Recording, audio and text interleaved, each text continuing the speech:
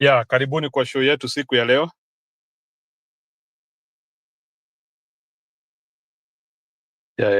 Nasema Matiang'i spoke, eh?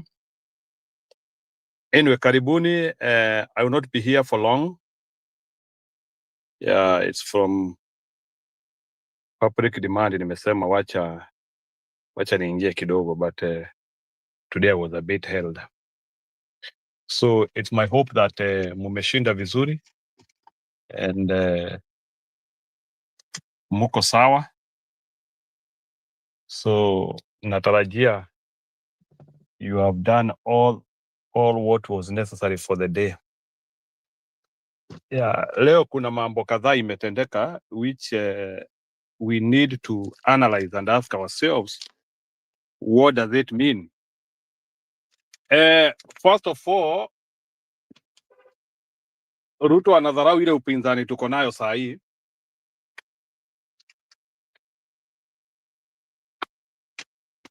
And I don't know the problem of Ruto. Sijui kwa nini haoni ile hatari iko mbele yake. I do not understand the reason why Ruto does not understand that the current opposition could be more reasonable than even Raila Odinga, yule ambaye anasema, unajua, we know he is doing much attempt to try and sweet talk our supporters were Raila Odinga. So he want to show that in everything that he is doing, anaoneshana venye yeye ni rafiki wa jamii ya Wajaluo. So anaoneshana kwa kila kitu ati anapenda Wajaluo, sijui nini. Yeye mipango yake sio to verify the Luo community. Yeah. Ukiona all the attempts ya kujaribu kufurahisha Wajaluo ni too much. Yeah.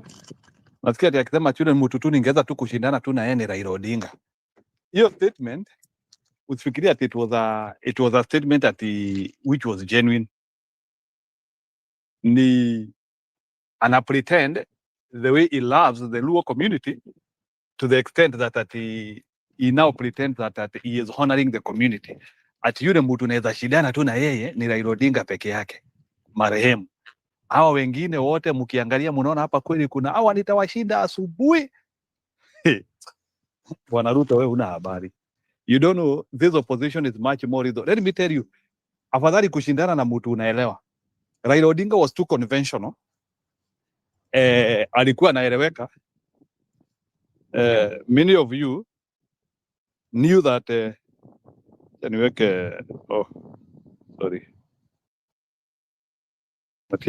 many of you, by the way, knew that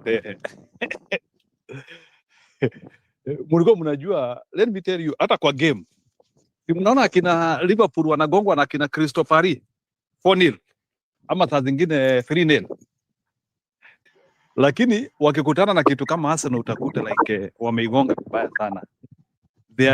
Kuna kitu tunaitaka complexity in familiarity and simplicity in familiarity. Kitu ukijua sana unajua vile so Bwana Ruto awache kudharau hiyo pinzani yetu sana, because hiyo pinzani it has never gone to the election. The only person who has gone to a presidential election as a candidate is Kalonzo Musyoka, and he went as Kalonzo Musyoka. He did not go as yule Kalonzo ambaye ameshikwa he was not Kalonzo a team player. It was Kalonzo Musyoka from Mukambani in 2007. So Bwana Ruto, and I'm very happy nikiona Bwana Ruto akipuuza hiyo pinzani yetu hiyo. And by the way, I'm glad with Gachagua because I can see Gachagua has decided to cede all the ground with the hope of uniting people. And I think what Gachagua is doing, nataka pia watu waanzie kusoma ya kwamba I think Gachagua is ready to cede everything ili Ruto atoke pale. He is ready to give out his candidates where he feels he can cede. And I believe Gachagua will also be able to cede his ambitions of being the president as long as he will see that Ruto ni kama anaenda kushinda ama to bring more unity. So that's why I'm saying Gachagua is very predictable, na nimemuona sasa. He is a guy who can actually shelve his ambitions for the bigger picture. I think Gachagua is that man who is able to look things at a bigger picture. That is what a candidate wake wote anaondoa. So kuna wengine wanasema ni kuogopea. No, that thing should make you to understand who Gachagua is. Gachagua ni yule msee ambaye ile barabara ambayo ndio mzuri ya kufinya anapitia hapo. And lastly, I saw like ODM guys walitembelea the youth leader. I saw Babu Owino and some other people even Murengo wetu. But the big thing which I saw tonight is that nimesikia ni kama Jubilee has made Matiang'i their deputy leader, and in the same breath they have also declared him a presidential candidate, because you know their leader Uhuru Kenyatta cannot be a presidential candidate. So Matiang'i as a deputy leader sasa ndiye anaenda anakuwa kiongozi. So those are the very hot things which are shaping. And then we need to understand na wamesema wao wako upinzani. So I don't know to what extent and Uhuru interacted with Ruto. So that is something which we need to understand also. And we also need, sababu nilisikia news leo wakisema ati kuna uwezekano Uhuru na Gachagua wafanye kazi pamoja. We need also to analyze how will Uhuru and Gachagua work together. It is something we need to look at. So Bwana Matiang'i, General, can you give me that synopsis? Unaweza ingia na hiyo wave hapo nimepitia.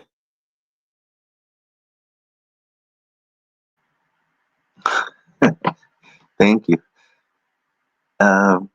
Yeah, ni kitu poa sana yenye Matiang'i amekuwa akifanya na suddenly umedrop. I hope ni steam imepotea huko, narudi hapa hivi. But yeah, it's a good thing yenye Matiang'i amefanya, Gachagua amefanya, and tulikuwa tunataka kitu. Personally, I think nilikuwa nataka sana kuona kitu kama hiyo yenye Gachagua amefanya, hiyo kusit ground, because you know we also have a reputation to build and to protect. Sisi kama Wakenya, we need to build a reputation ya watu wenye tuko na msimamo, we are people wenye at least tuko na memory, na ni pia ni reputation ya Wakenya wenye tuko na ambition na tuwezi kupenda kusonga mbele tukiwa tuko na clutter ya vitu mingi ugly zimekuwa zimeendelea huko nyuma. Now by dint ya kuwa Gachagua I think wanaenda collaborate na Jubilee, wanaenda reconcile maybe na Uhuru. I think that is a very very strong footing upande ya opposition kujaribu kupigana na hii serikali. Tukisonga mbele, if everything itasonga tu mbele na tukijaribu overlook yenye ilikuwa happen in the past hapa tu nyuma, si mbali sana, then kidogo inakuwa ngumu watu wengine kuboard hiyo matatu yetu inaitwa opposition. But it's not that by the way tunaita ati matatu yetu opposition. It's like tunajaribu kuanza kulua Wakenya into opposition, which should not be the case. Intakana tu effortlessly Wakenya wanaangalia vile mambo inaenda, but it's a good thing. And also kitu moja yenye niliona jana yenye imenibamba ni tumekuwa na hiyo kitu, kumekuwa KTN, kulikuwa na nini inaitwa Legends Edition. Rafael Tuju alikuwa anatangaza news jana usiku. I don't know if you saw it, Mr. Njiru.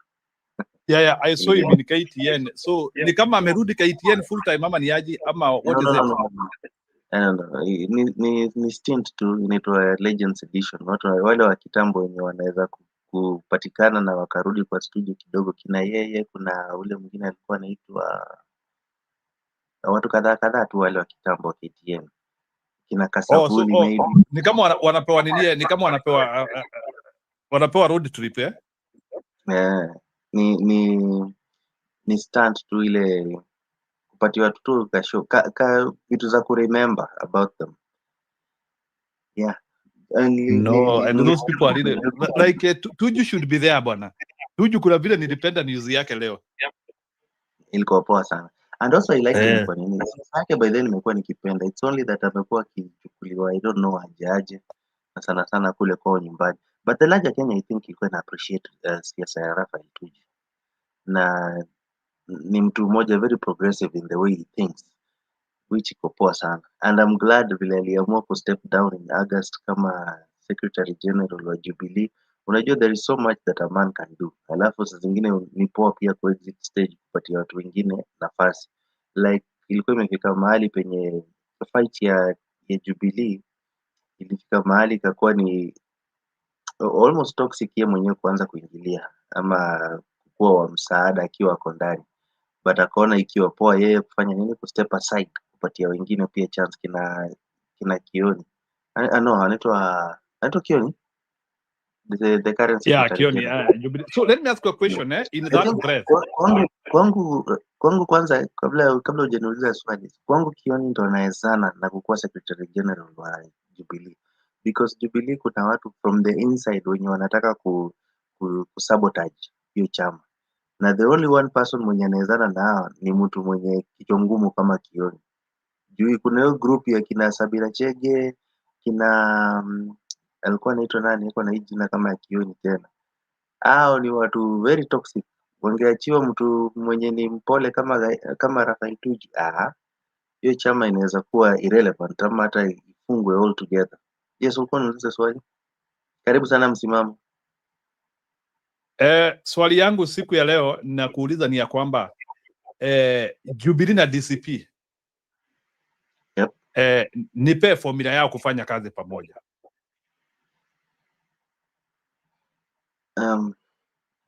Bila kukwazana.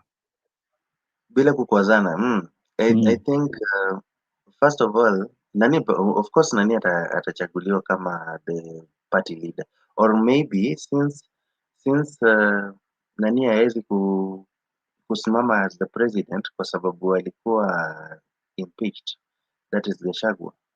I think they will look for somebody to be the party leader or something, akuwe the flag bearer wa DCP, but wakienda in collaboration na Jubilee, I think they will sit under Jubilee so that wakuwe na the second person mwenye atakuwa na deputize leadership ya Jubilee when it comes to national government, so that wakuwe either na a strong CS position, vitu kama hiyo. I think they will be having a working formula, but going into 2027 I see the two of them wakikuja pamoja, and wao wakishikana na Jubilee mapema, then in the larger hiyo united opposition itawapatia a bigger bargaining power ya wao kukuwa na some slots by the time wata clinch the election ya 2027. So anyway, I don't know much about hiyo vile wata operate, but what I know is going 2027 we are likely, and that's my prayer, to be led na Matiang'i. Matiang'i is coming now from the Jubilee party. He's the party leader, amekuwa coronated yesterday, amefanyika kuwa the party bearer wa the presidential party bearer wa Jubilee, na bado yeye ndo amekuwa the leader of the Jubilee party, which is a good thing, which is a very very good thing, and that one to me gives me a very nationalistic outlook ya Jubilee party. So inasema nationalistic outlook kwa sababu gani?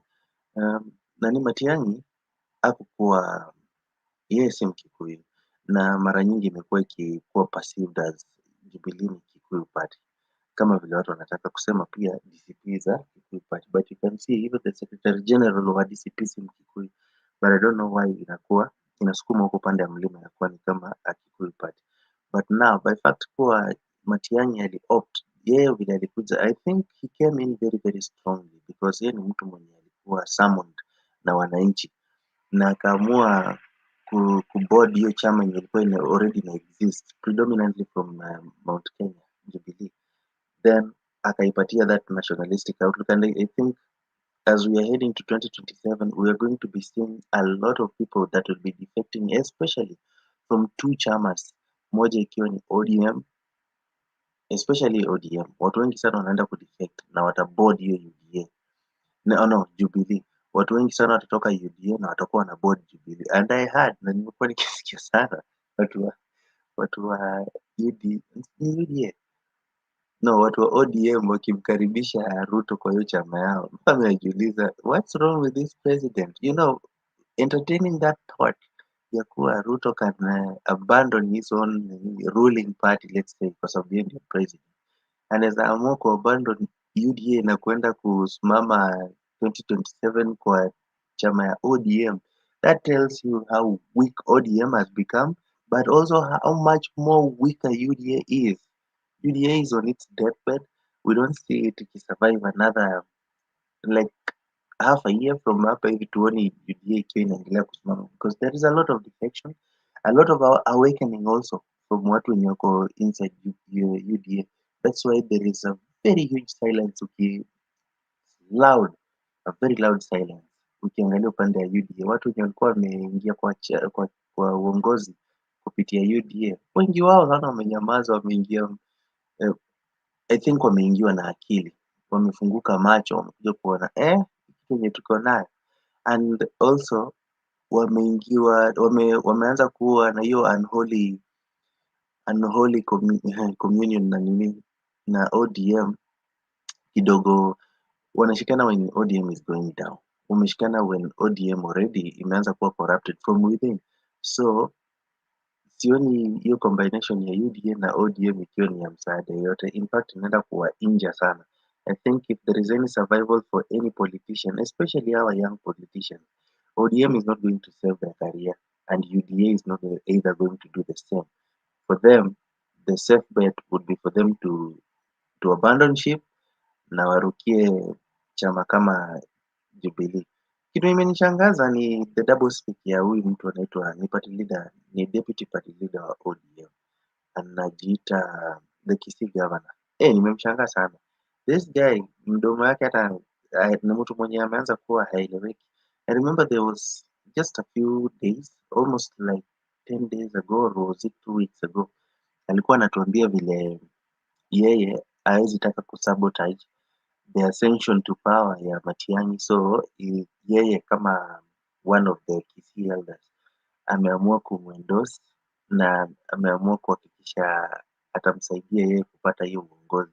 Suddenly ameanza kumkaribisha anaitwa nani, Ruto akwe presidential flag bearer wa ODM tena. Simuelewi, si Mbarati. But simuelewi, but it's a good thing. Wacha wafanye yenye wanafanya. Anyway, according to mimi sikuwa naona ni kwa nini watu wanamtambua sana si Mbarati. But you know, kuna hiyo sycophantic following yenye some few people wanaenjoy politics.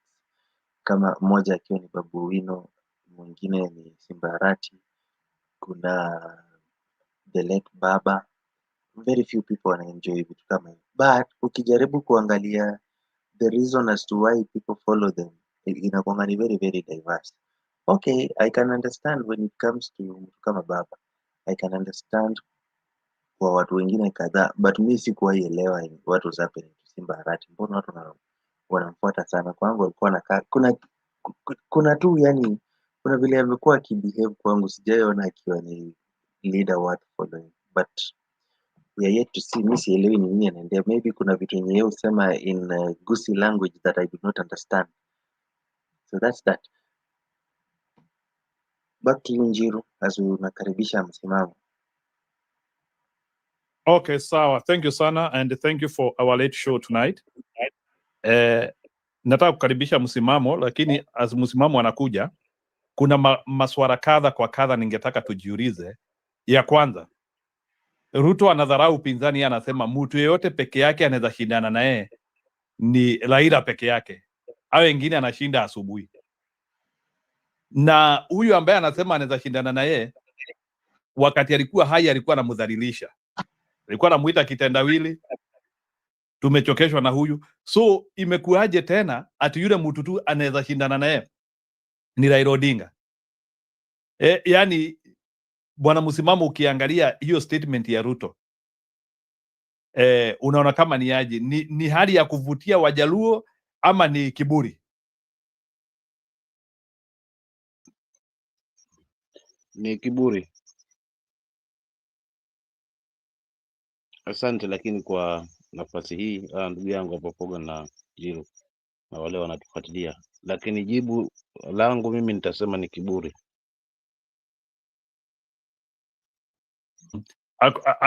Uone kama ni Wajaluo anajaribu kusifu wao, wanaweza pigana sana, ndio hata anaweza shindana na wao, ama unaona yani like, na mbona maybe bwana msimamo, nikikuuliza tu swali, Na mbona Ruto anadharau hiyo upinzani? Mbona anafikiria hiyo upinzani iweze jipanga? Si ati anadharau, ni kule kujitoa haya tu, lakini anajua kwamba mziki unakuja uongo. Alafu pia anajizima data, yeye anaangalia upinzani, viongozi vya upinzani, anasahau wa Kenya. Unajua hapo ndo kuna kizungumkuti. Badala ya focus na Wakenya wanasemaje, yeye ana focus na wapinzani wanasemaje. Unajua hiyo ndo tatizo. Ni kama vile tu Tanzania tulivyoshuhudia kwamba walikuwa na focus na upinzani na kubana upinzani na kufanyia kila kitu, lakini mwisho wa siku mficha ugonjwa, si mwisho wa siku sema na kilio. So hapa kwanza ni madharau kuweza kuzungumza kauli kama zile, yani ikiwa bado watu wanaendeleza kuomboleza, wao wanasema mtu pekee ambaye alikuwa anaweza nishindana na mimi na kunipa tumbo joto ni Raila Odinga, na kwa kuwa hayupo basi wengine ni mswaki tu. Hii ni madharau, hii ni kiburi ya hali ya juu. Halafu pia wewe una focus na pinzani ati hawa wa kabila nini.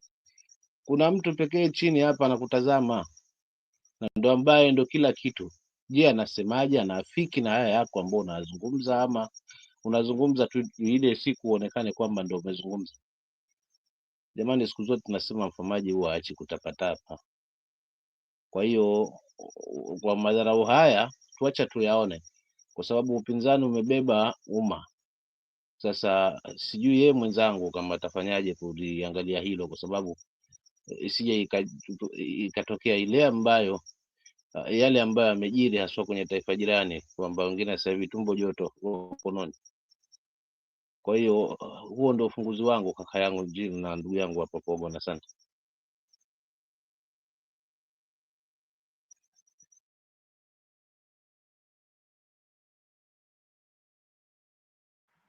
Msimamo umenibamba ati anajikufisha, anajizima data. Inamaanisha nini?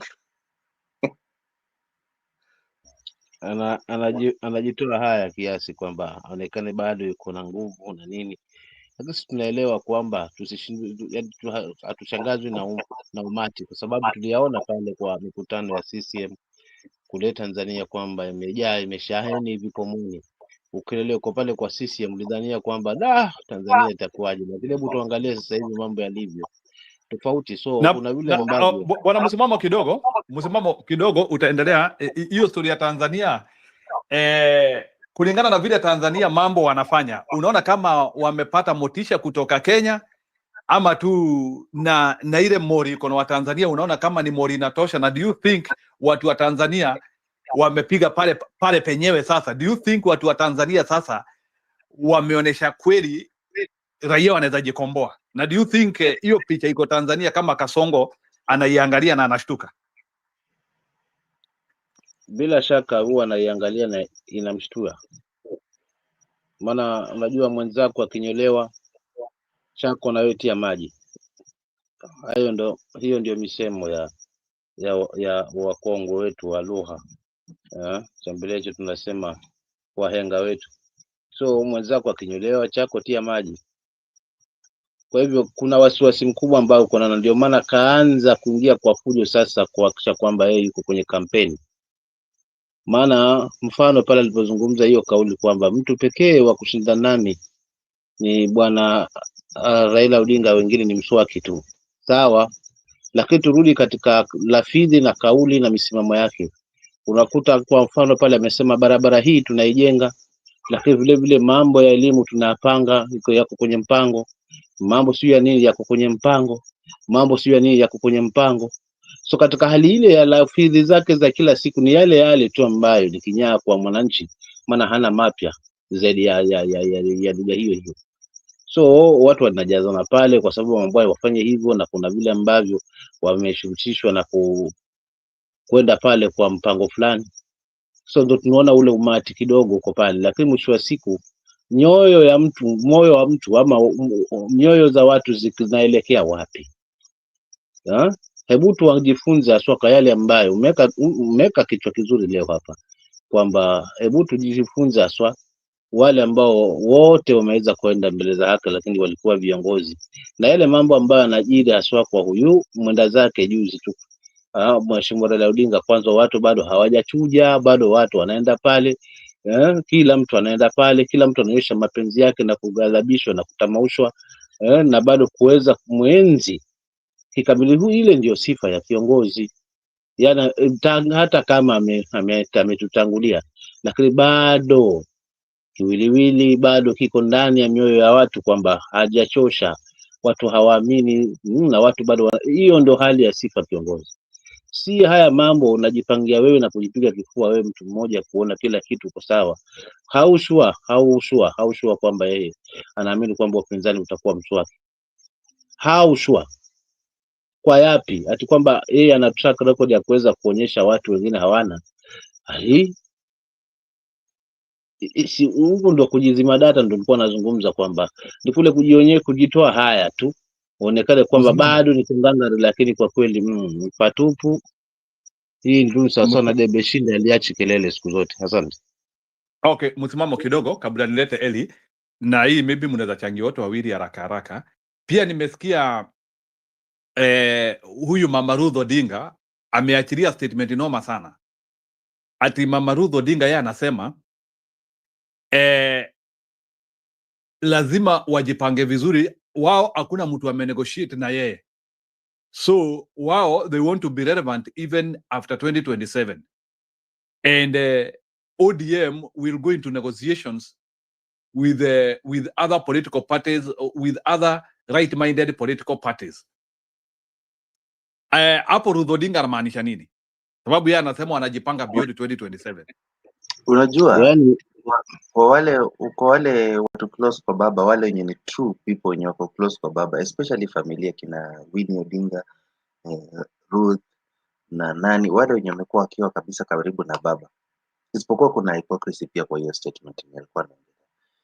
Kuna wengi sana wenye walikuja na kuanza kuongea mambo makubwa, wengi walikuwa wanajaribu kujiendorse wakipitia jina ya baba, especially wakitaka kumeulogize. Sijui kama mlikuwa mnasikiza hizo nini statements yenye watu walikuwa wanaongea wakati ya matanga na mazishi ya baba. So na hata mpaka Kasongo mwenyewe alikuwa anasema tukaongea na yeye, tukafanya hii, tukasema hii. So kuna vitu mingi sana yenye ilikuwa inaudhi watu kama Saki na Ruth Odinga, na ndio imefika mahali penye wameamua wacha tuseme, msikuwe mnajipiga hapa hivi vifua ni kama mlikuwa mko endorsed na baba, because watu wengi sana wamekuwa awakened na hiyo kifo ya baba. Baba ameonekana okay, alijiita the people's president not for nothing. Huyu jamaa akona a very huge following, na ikifika mahali penye watu wamekuja wamejitokeza hivyo, everybody wants now to be associated, or everybody wants to look like alikuwa endorsed na baba. That's why akaleta hiyo statement. Mi nimeipenda, but yeye naye ajue hata yeye position yenye alipata, Uliona hiyo statement niliona, but ajue tu hata yeye naye is one of those people wenye they sail to power kwa sababu ya their proximity to baba or their association na baba.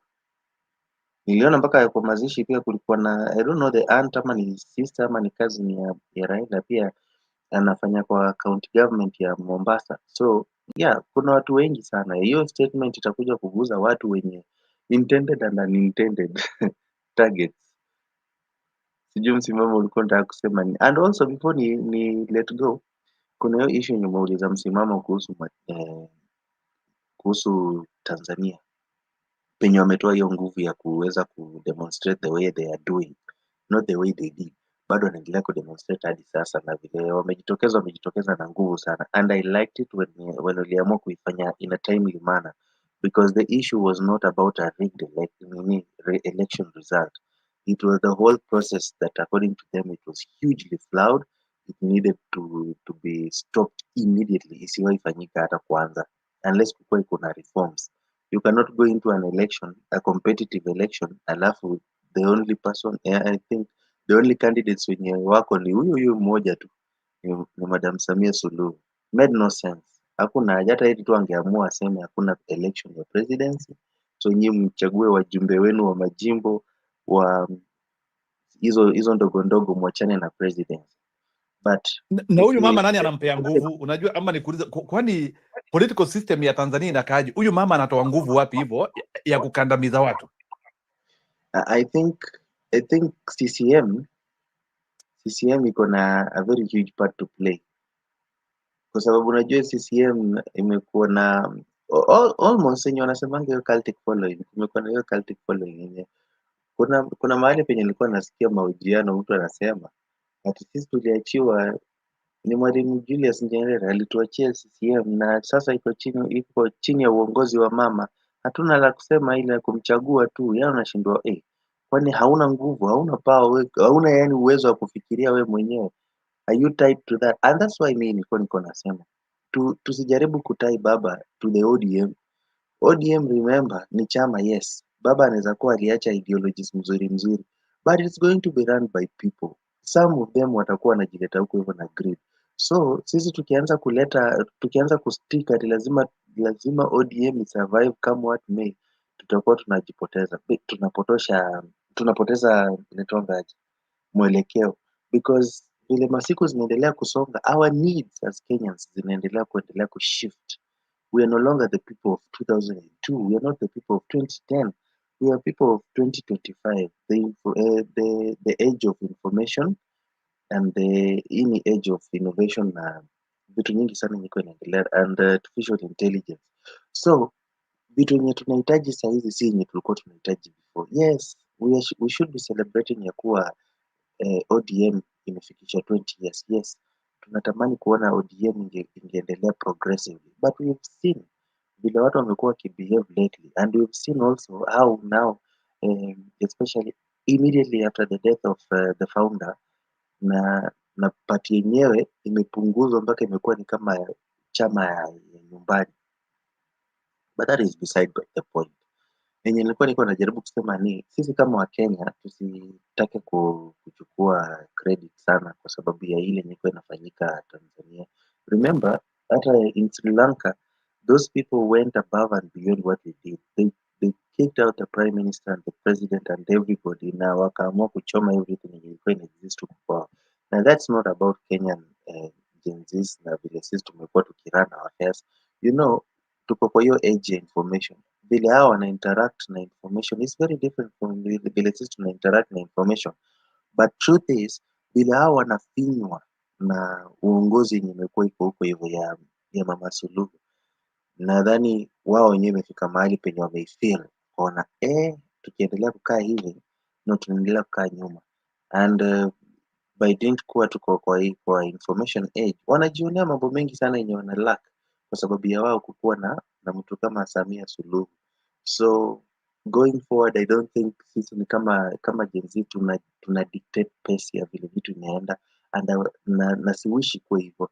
I just wish that the whole Gen Zs or the whole of Africa wanaweza amuka kulingana na needs za regions mahali penye wanatoka, na waamue kufanya changes, because there are places penye mimi ningewish maybe wangeendelea ku maintain the status quo, because as of now it looks progressive to me, but sijui kwao wanafeel aje. So tukijaribu kutake credit ya kuwa wao wamekuwa sisi ndio tumedictate pace yenye watu wanatumia kufanya maandamano, that's very very wrong, and I saw it kwa a lot of posts kuhusu maandamano yenye inaendelea huko hivyo Tanzania. Many Kenyans wanakuja alafu wanasema ati mahali penye hao watu wamefika wametosha, sasa wamequalify kuwa a county inside Kenya. Now mnajaribu kubelittle everything yenye hao majirani yetu wanafanya. These people are just trying to fight for their own existence as Tanzanians, as Africans. Hawataki hata kujibenchmark na sisi, they just want something that is better for them. But sisi tunaanza kuwa trivialize, tunasema ati mahali penye wamefika ati wameandamana kuchoma buildings, wachome mpaka Kiswahili. Unajiuliza, seriously tunaenda hapa? Na hiyo ni kwa sababu sisi Kenyans tumekuwa sana bullies online. Tunataka in anything yenye mtu anafanya, we just want to rise above them, we just want to domineer them, mpaka tunaanza kuiweka ni kama it's like they were taking lessons from us. Remember, they could have taken lessons from us, but they are using it in a whole different subject. Tanzania is not Kenya. Suluhu is not Kasongo. Nimesikia mwingine mpaka anamuita Dasongo, yani dada yake Kasongo. Yeah, but we should be very empathetic of people as Kenyans. Tunatakana tu tukuwe ni watu wenye tunaelewa mambo, si kila kitu tunajaribu kubelittle watu, tunajaribu kuwashusha chini. One thing yenye mimi nimewapenda by the way, hawa watu wamerudi into the history ya vile interactions ya Kasongo, Dasongo, acha tuseme Dasongo, huyo ni Samia Suluhu na artists wao. Kama kuna mtu mwenye sahizi analingwa mawe ya maneno, na wamemtishia by the way, wamesema Tanzanians wamesema wanaenda mpaka kwa nyumba ya Diamond, wanataka kwenda kuchoma Wasafi. Why? Because kumekuwa na that dalliance kati ya yeye na na Dasongo. Amekuwa akimsifu sana, amekuwa akimpigia debe, amekuwa akijaribu kurubbish online vitu nyingi yenye Watanzania wamekuwa wakilalamika, na amewambia hapana, wewe tutadili na wewe, na si yeye peke yake, other artists hata mpaka wengine siwajui majina, watu wamekuwa wakiwalalamika wakisema you've been so silent when we needed your voice. Tumewaelevate, tumewapatia hiyo pedestal, but you've not been using your positions vizuri. You've been so silent when it comes to matters of governance. So tumekuwa tukiwachukulia chini wa Tanzania, but in some ways wamekuwa hata wanatushinda. In Kenya nakumbuka kuna wasanii wetu wenye walitumika sana kutuletea huyu Kasongo kwa kiti, walimsifu, wengine walitoa tu one off statements, na kwa sababu wana enjoy a huge following, wako na clout, walitumia just statement yao moja moja kuwin people to Kasongo, but Wakenya wanasonga mbele like nothing happened. Our artists na wacha niseme hata artists, our icons tu wetu wa Kenya in different categories yenye wame rise into that iconic figure yenye wanapossess saizi, wamekuwa ni watu wenye they can choose to be silent and they can choose also to voice their opinion contrary to vile vitu ina happen kwa ground, showing how detached hawa watu wako from the true life of a Kenyan man or a Kenyan citizen. So Watanzania wameona ni aje, as much as we're going to the song and to make sure that she steps down, there are some people that we also need to teach them lessons. Now that you have a platform, you should use it.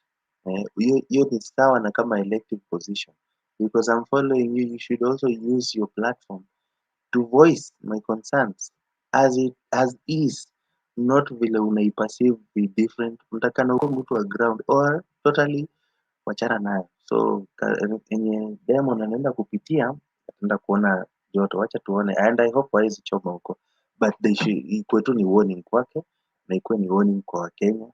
Nakumbuka kuna mmoja mwenye aliniangusha sana hapa Kenya, mimi ninakuwa fan wa Khaligraph Jones, but aliniboa sana akiwa anapiga akisifu Kasongo ile before tuingie election.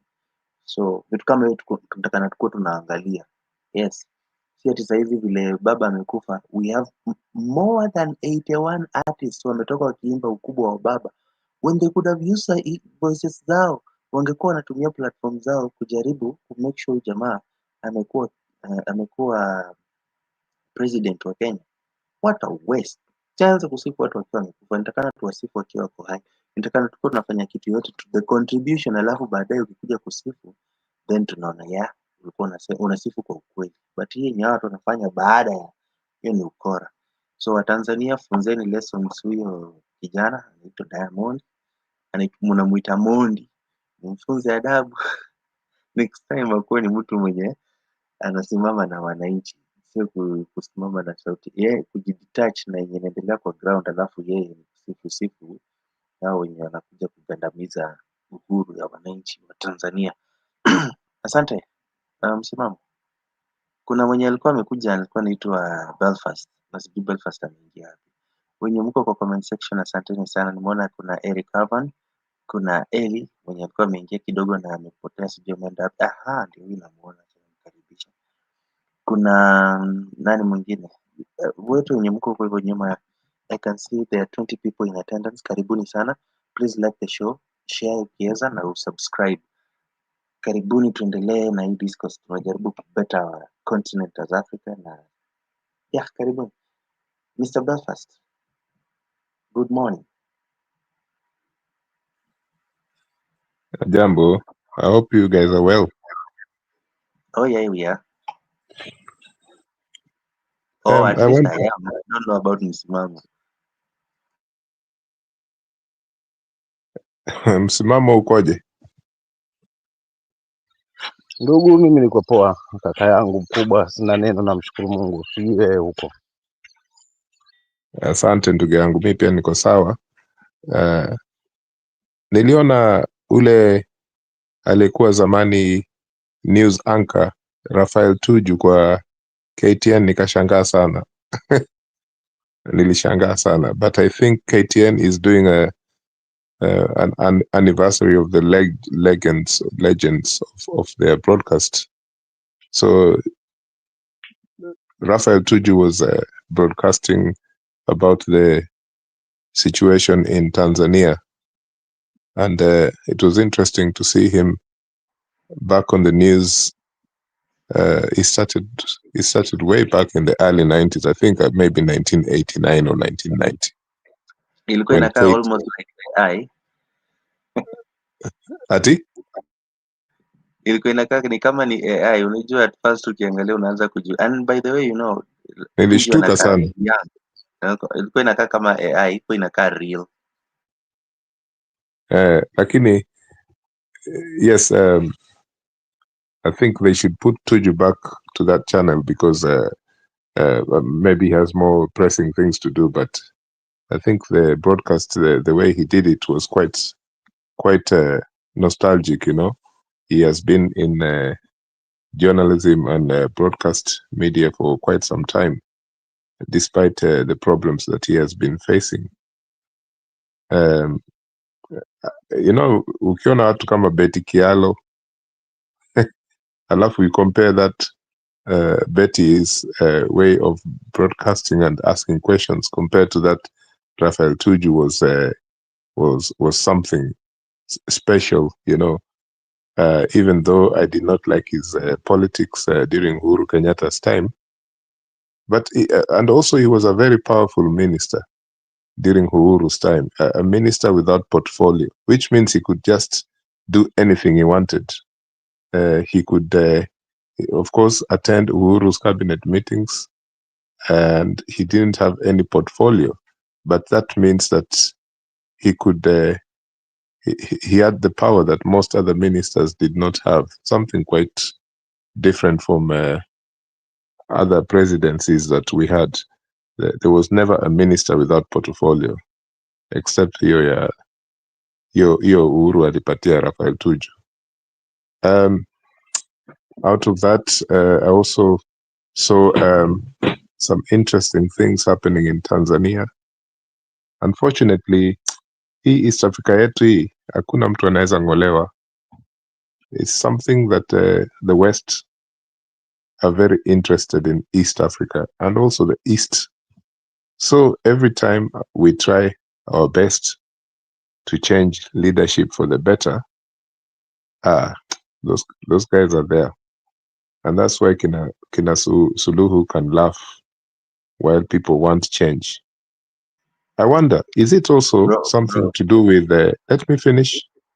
Is it also something to do with the fact that Suluhu is from Zanzibar, and Zanzibar they already have their president or pseudo president, and a person from Zanzibar is leading Tanganyika, so to speak. So the people of Tanzania are against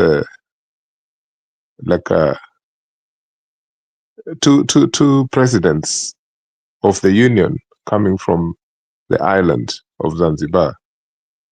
Is this the problem, or is it just her dictatorship, which is basically her dictatorship is to do with Jakaya Kikwete more than anything else, because people believe, the Tanzanians, that Kikwete was always behind the conspiracies in Magufuli's downfall.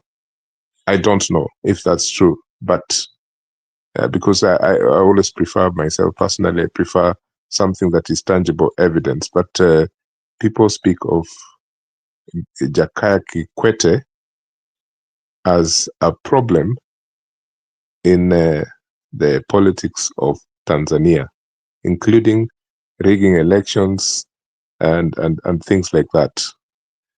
So it is claimed that Jakaya Kikwete is the machine behind Suluhu, that Suluhu is not even the figurehead, So I find that it's so difficult for our region to try something, even just remove someone peacefully is a difficult thing in our region. But I pray that the Tanzanians, they can wake up. Kenyans have seen they've already crossed the border and they're trying to do something, but the Tanzanian military machine, it's like the KANU of the 1980s. I wonder if Suluhu can be removed from power if already she gets a lot of support from State House Nairobi and Yoweri's Uganda. Because if the regional thing collapses where she's not getting support, then that means she can be removed from power. But then the region supports her kabisa kabisa, and hiyo ndio shida sasa. Mimi naona these things are beyond the politics of the street. These things are decided in the boardroom regionally and also by foreign interests. Thank you. Yeah, thank you. Na ukisema hivyo unajua unanikumbusha ule nini mwenye alikuwa president wa Madagascar. I had a French plane was sent kwenda kumpick kutoka huko Madagascar, kakimbia huko France kwenda kujificha huko. So yeah, this foreign powers ziko na a very huge sway to vitu nyingi sana inaendelea. I think we are not yet free from our, and I saw it especially during COVID. Nikuja kuona I thought tunatakana kuwa tuna enjoy freedom kama free states za Africa, not only in Africa, all over the world, but tulikuwa tunaendeshwa bwana na watu wenye tuoni. We were forced to do things yenye tuko tunastahili kuwa forcefully put to do. So yes, kuna hiyo issue yenye ulikuwa umesema, nikataka kukuuliza kuhusu hiyo mambo ya Tanzania, but yes, vile ulikuwa uko unauliza, kitu ile yenye imekuwa ni problem kubwa, si hata kwa sababu gani, because Tanzanians had a choice to make. Had Suluhu left things ikae tu vile ilikuwa inatakana kukaa kuanzia mwanzo, kuna kina Tundu Lissu, kuna a lot of people wenye walikuwa wamekuja in opposition, wenye walikuwa wanataka kuleta hiyo diversity yenye labda Watanzania walikuwa wanataka, but yeye ameenda na ku block off everybody. She wanted to be the only person mwenye ana run as the president. What could the people do? Wangeanza kumwangalia region yenye anatoka ama wanamwangalia yeye peke yake? So hiyo dissent ilikuwa inatokea ni kwa sababu yeye amejifront peke yake, amejaribu kuwa dictator. That's why people wameamua kutoka. So wametoka before uchaguzi yote ifanyike, azin wamekataa hiyo uchaguzi yote. So it's not like that wanamkataa kwa sababu yeye anatoka Zanzibar or something. No, sioni ikiwa ni hivyo. Yeah, anyway, as I was saying before, si poa sana sisi wa Kenya tuendelee kushikana. Na nimeona kuna hao majenzi bloggers wengi wenye wali-emerge wakati wa maandamano yetu ya June 25, 2024, that last year. Wengi sana bado wanaendelea kuongelea hiyo kwa ni quarter finals in Tanzania, semis in Uganda, that is 2026, alafu finals itakuwa ni 2027 in Kenya. Hey, Wakenya were so comfortable. Why are we going to tolerate shida mpaka 2027? Mimi hata mahali penye ilifika watu wanaanza kuongelea kuhusu one term, sijui, but according to me hata hii one term haikuwa inatakana kuwa imefika. But yeah, thank you Mr. Belfast. It was really really nostalgic kuona watu kama kina Tuju wamekuja tena. Hii inaitwa Legends Edition. And then you see kuna umejaribu kuweka hiyo comparison kati ya yeye na Betty Chalo, kina Lilian Muli, kina nani. Nakumbuka before tulikuwa tuko na I think late 90s, kuna huyu jamaa alikuwa anaitwa Louis Otieno, kulikuwa na najaribu kumbuka hawa news anchors wa kitambo. Hata I think tulikuwa tuko na mtu kama kina Kasavuli, kina nani. What happened, imefika mahali penye watu kama kina Lilian Muli wanakuja, kina Betty Chalo, they are more face than substance. Sidhani kama tutaweza kuwa na Legends Edition ya let's say 10 years from now, and then watu kama hao watakuwa wanakumbuka in a very nostalgic way, like vile saizi tunakumbuka na kufurahia kuona watu kama kina Raphael Tuju back kwa studios wakijaribu kutukumbusha mambo yenye ilikuwa huko kitambo. Sidhani kama then watakuwa wako na hiyo impact yenye kina Tuju wako nayo, because hizi media houses mara nyingi imeenda kwanza kufurahisha watu macho but sema tunaweza kumbuka mtu na nini, sioni kama kuna kitu yote ya maana, ama sijui msimamo unasemaje?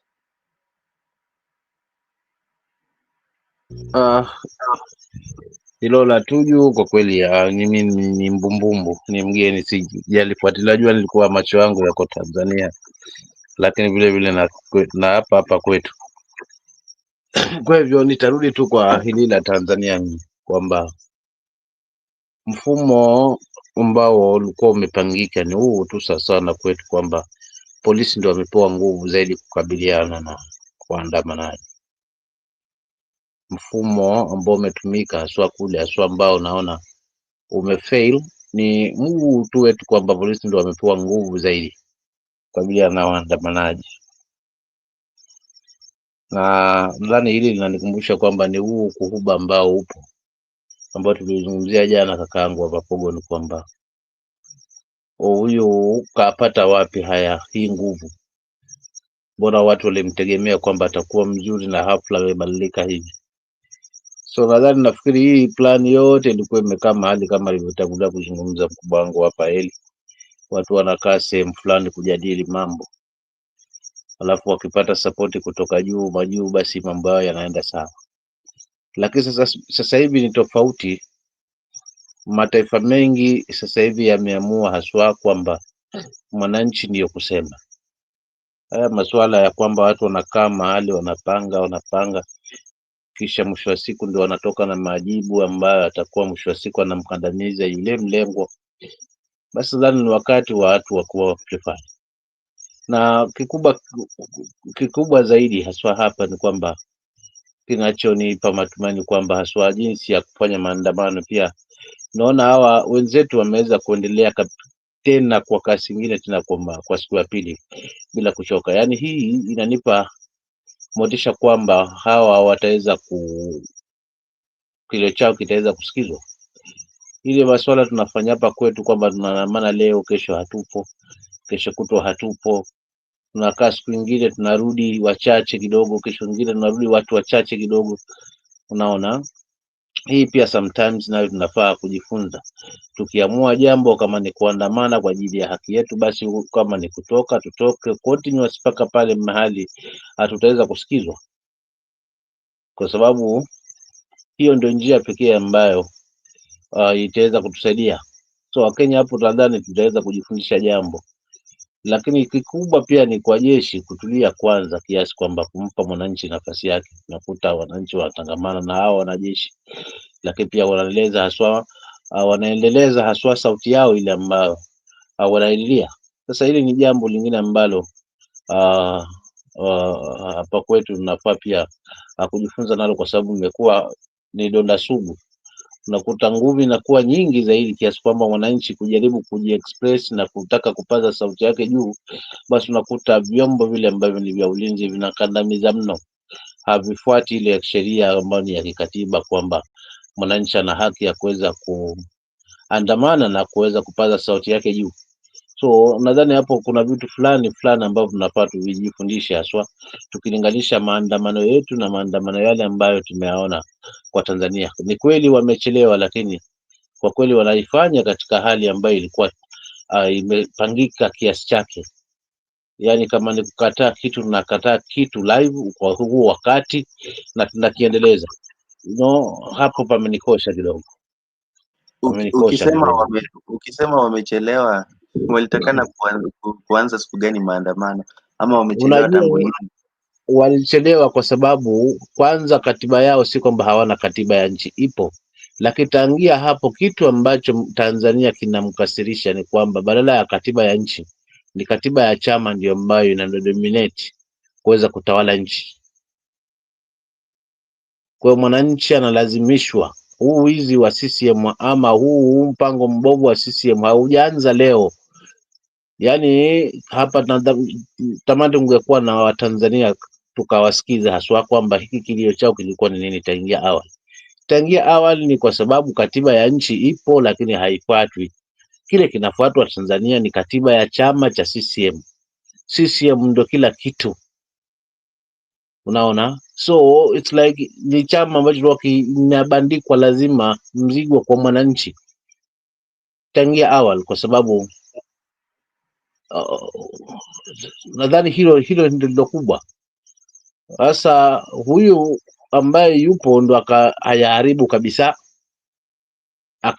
kabisa, kwa sababu tangia awali alikuwa yanafanyika lakini chini ya maji.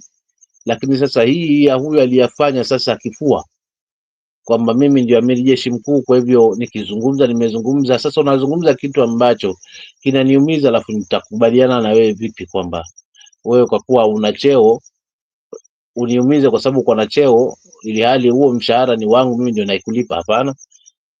So huyu kule kushikamata na kutoupa upinzani nafasi, kayakanyaga. Hapo ndipo kayakanyaga.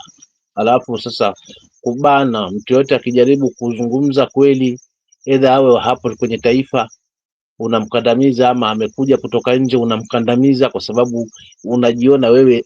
Hii kitu ilifanya iliwaumiza na kuwashtusha Watanzania wote kwamba hapana. So ukitazama sasa sera ambazo zilikuwa zipo za CCM na chama na mfano vyama vya upinzani ni tofauti, kwa sababu vyama vya upinzani vinazungumza dalili issue ambayo Mtanzania inamsumbua kwa miaka. Inafikia wakati sasa hamtaki kufanya mabadiliko yale ambayo yatawapa nguvu vyama vile, ili angalau ikifika uchaguzi basi mambo yawe sawa, mnabana hiyo njia. Kwa hivyo hii kauli kwamba if no reforms no election ile hit zaidi kwa Watanzania, kwa wakawa wanaisubiri hii siku ifike. Na ndio maana tunashangaa mbona hata hawa wasanii wanafuatwa kweli, kwa sababu walikuwa hawa nao pia vibaraka vya kuweza kuchangia haswa huu kandamizaji wa haki ya Mtanzania kikatiba. Nitaachia pale ndugu zangu, asante. Ni sawa kabisa. Can I just ask msimamo vile umesema hapo nini au artist, why are Tanzanian musicians why are they openly like this? In Kenya, yes, there's some artists that supported dictatorships, but hii ya Tanzania ni kama ni kiadharani, tena ni wengi kabisa wanafuata zile nini za wale kina Suluhu. Why is it like this in Tanzania? Hili mimi nasema kila jimbo lina mfumo wake. Unajua jinsi lina mfumo wake wa kuweza kuwasalimia wale ambao wanakinzana na matarajio ama matakwa ya wengi. Kwa mfano kwa hapa kwetu tulishuhudia kwamba wabunge wakisalimiwa, hapa tulishuhudia hilo, wabunge kusalimiwa, wale ambao waliweza kupitisha hii finance bill wakati ule. So labda hii ya tunayoiona nayo pia naiweka katika hiyo hali ya kwamba ni lazima wasalimiwe.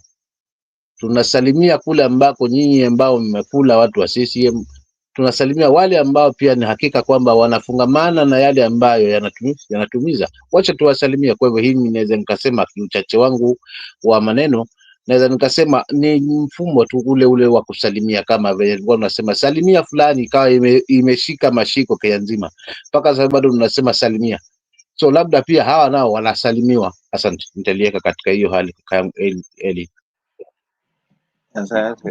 Hata mimi nikisema niongezee tu kidogo yenye unasema, I think Wakenya wanajaribu kuplay safe. Mi napenda hivyo Watanzania kujihusisha. Unajua, by the time mtu unapata hiyo clout unaongezeka kidogo, mara nyingi tunasemanga ukishatoka block ujue yenye inaendelea kwa block, yaani ukitoka kwa umaskini ujue yenye inaendelea huko chini.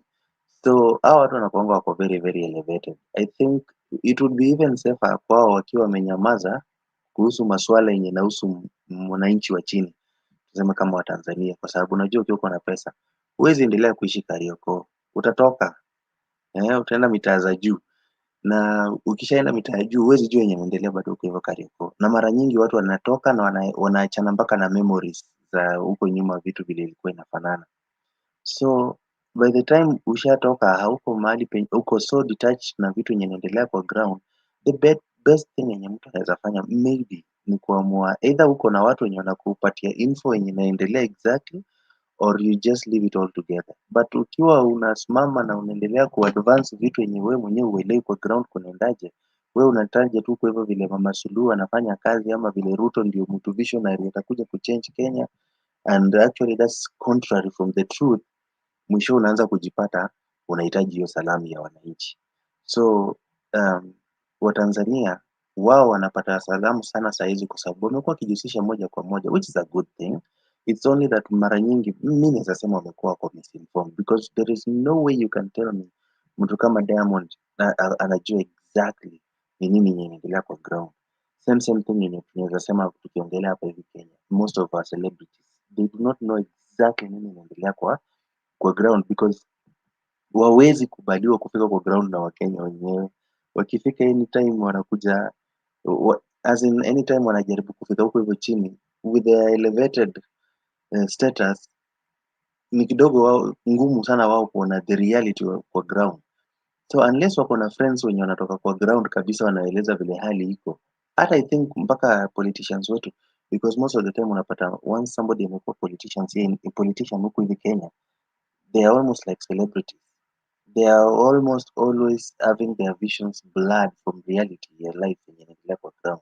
So unless wako na reliable sources yenye inawaambia exactly nini inafanyika, they most of the time do not know exactly nini inafanyika. That's why most of them wanaanza kujipicha stamp ya kuwa watashinda election or they're in a winning coalition or chama, but ikifika huko hivyo mwisho wanashangaa okay, kumbe sikuwa ninaelewa nini inaendelea.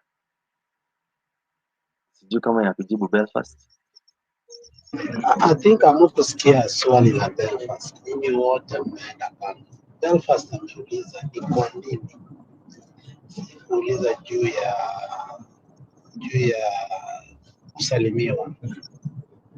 Ameuliza ni kwa nini the entire celebrity, what we so loosely call celebrities in Tanzania, have always traditionally supported CCM throughout. You don't see a condescending voice.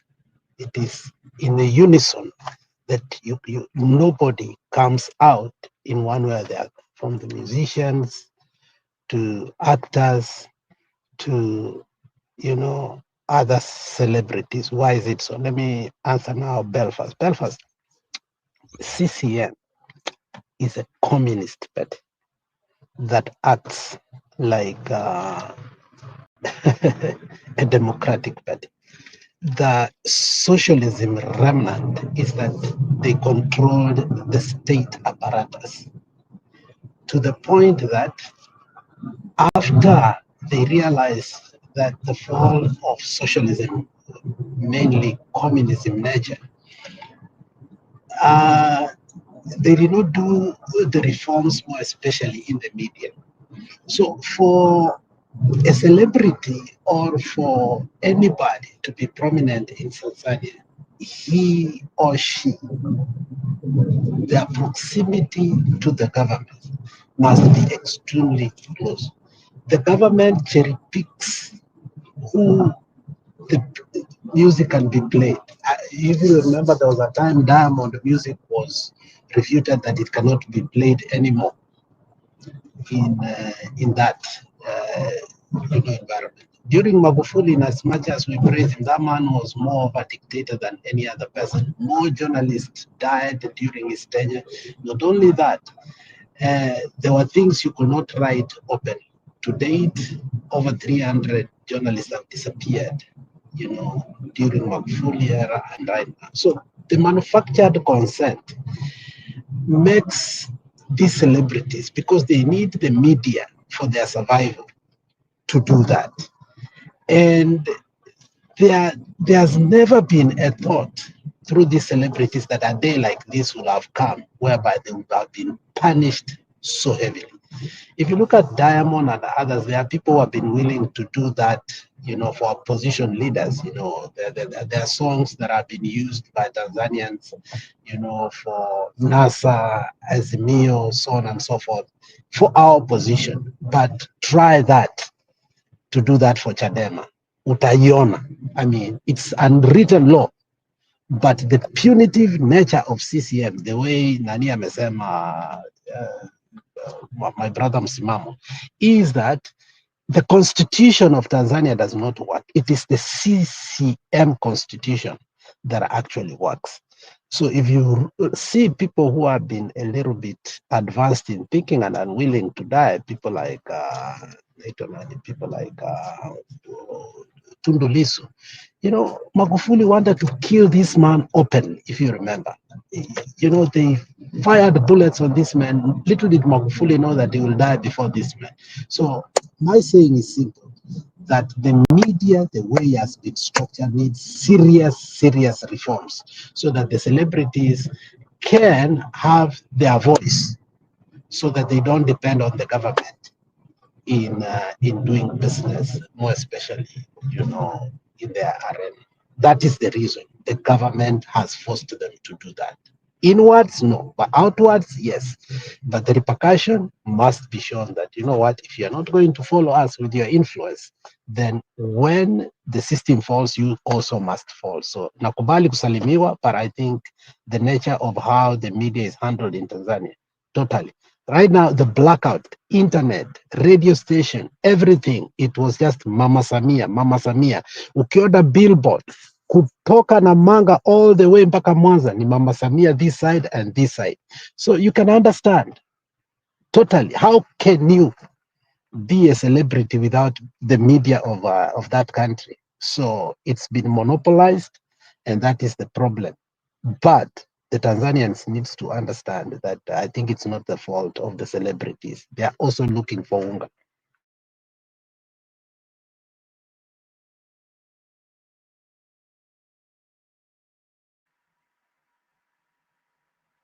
Thank you, Alex. Belfast, sijui kama umeridhika na hiyo majibu yenye Alex amekupatia msimamo na mimi.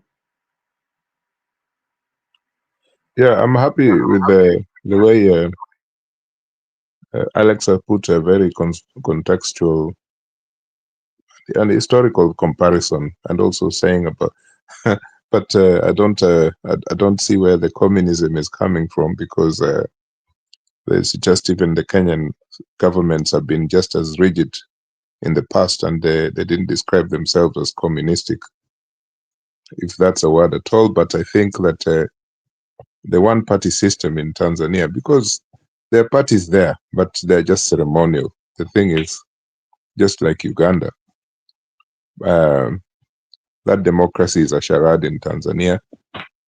And the antidote, I don't think it's what you call communism. I think it's just people becoming serious dictators. About Magufuli, I have a different view in terms of his development agenda. But he also thought that, like some powers think, that stability first, democracy takes the second place. And Magufuli got into trouble a lot for that, to the extent where now he didn't even want the media to broadcast the truth. And it's so difficult to get a perfect person.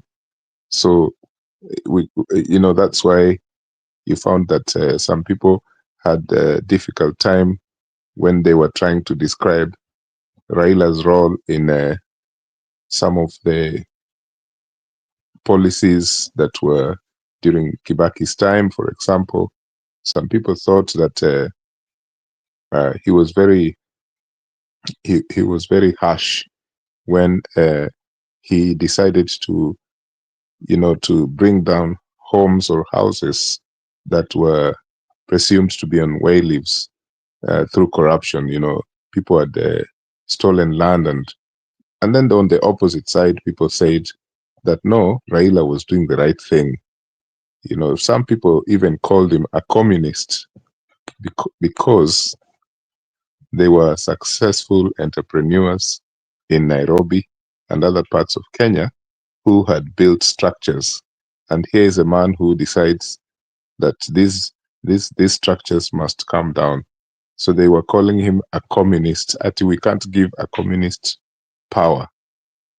So I find CCM, CCM is its days are gone. I think when this young generation, this youth generation, the ones we call the Gen Z, finally find a certain form of leadership, not just in Kenya, but East Africa and even beyond that, I think then the older generation will have to decide to vacate, their positions, because that's what's up. It's a generational war at the moment.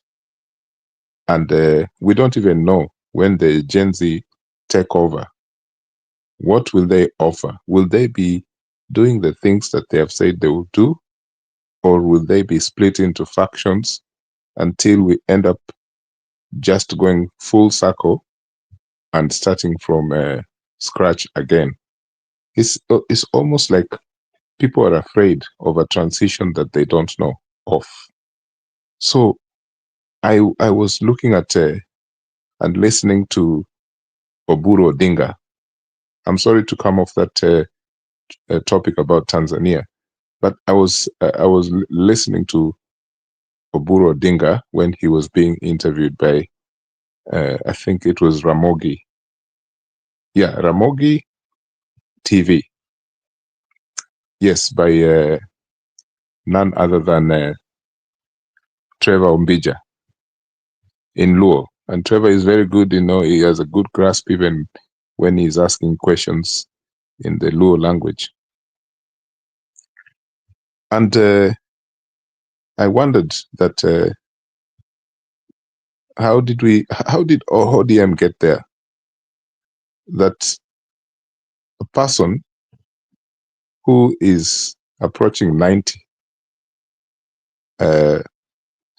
some politicians within ODM decided that before any conflict starts within ODM, we must bring this old man to try and unify the party, or maybe this is part of a consolation because the family has been bereaved.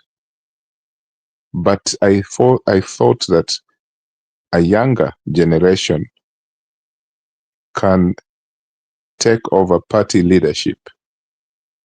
And when I say younger generation, I mean people like,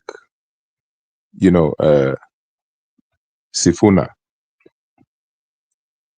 and see how the party can steer itself towards electing of party leaders, and and if that doesn't go well, these things happen. But to put someone like Oburu Odinga to be the interim party leader, that one I was a bit shocked that that's what they could settle for. I think he should just be left alone enjoy his role as a senator, and a different type of interim leader should be installed. But he did say when he was being interviewed by Trevor Ombija that they had gone to the airport to receive Raila Odinga, and Junet Mohammed told him, Mzee, unajua you are the new party leader. Do you not know this? And he said, no, he doesn't know. Who told you that this was decided? And but the person who proposed your name was the governor of Mombasa, ule kijana wa Sharif Nasir.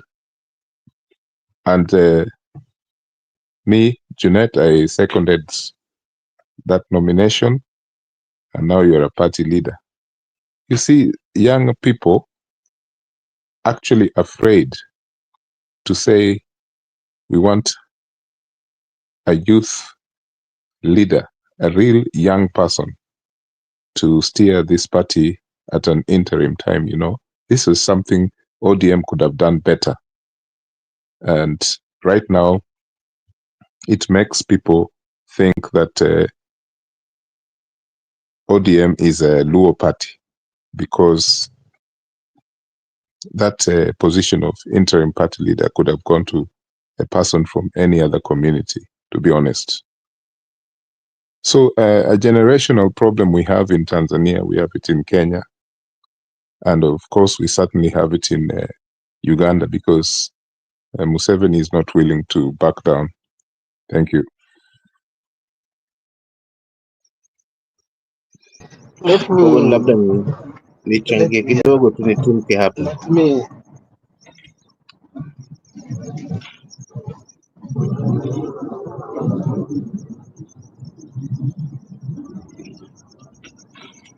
Sawa, let me say endelea. something quickly. Eli, I think I will have different views, and the views I'm having is based on now the facts or what has come on the open, post barrier and the restructuring of ODM. I questioned the velocity at which all this was happening, and the rhetorics of Oburu pre the death of Raila used to be sometimes surgical. So I used to fear him. However, and this I almost differed with my friend here the other day, but I said the fact that he doesn't know the dealings of what is going on within ODM, let me not engage myself to it. But I'm glad that Oburu was able to come to Trevor Ombija, and I did have to listen to that conversation several times, because it is on the flip side, I didn't know Oburu very well. He has always sat down on the shadows of Raila. So my perspective of the guy used to be like he's a joyrider. He's a man who took over from his father, and he has always been a joyrider because of Raila. But actually, listening to him and Trevor Ombija sit down and speak, trust me, I gained a lot of confidence in Oburu Odinga. Secondly, I think I came to realize that Oburu understands ODM more than I thought. Thirdly, I saw a man who knows the dissenting voices in ODM and how they can break the party, and what he's willing to do as an individual to assert that. Fourthly, I saw a person who understands is on an interim level, and whatever that has happened to ODM, he could not refuse to take the leadership. More especially, he didn't want the vacuum to be there, and yet you see, maybe people looked up to him. So people may bring the ageist issue, and people may think of the Odinga's name. It doesn't matter for me anymore what you think about his age and his family, proximity. From the horse's mouth himself, and from the people who have had speak in the issue of how he got to be the interim chair. First of all, I think it's very good because nobody was chosen in a hurry that is not that was to be permanent for a while. So whatever positions he took, it is on the capacity, interim and temporal. Given the fact that, age catches up with him, and secondly, he was the compromise. And I was thinking with all honesty, had we chosen another person, I think right now we'll be having a war within ODM. That's a perfect thing to understand for those who never moved out of ODM but are still in ODM, and pray that ODM should be intact. That's the first thing. Secondly, there were already problems in ODM, and Baba moved very fast, because when you look at the issue how Mbadi and the rest went, they must have spoken with Ruto, and maybe Raila didn't know. So by the time he saw things were so hot, Baba politically had to make a decision. I'm one person who believes that Mbadi, after being refused the nomination to become the governor of Homa Bay, had his own plans. His relationship with Ichungwa for a very long time has been known. So the people who brought a problem within ODM is Mbadi. And Mbadi, in the succession politics, he's so ruthless, he doesn't care, okay? And people like Junet, as long as they win that seat, they can do any dirty work in order to win that seat. So now that Baba is gone, and they cannot get those sympathy votes, what happens? How do you avert the breakup of ODM?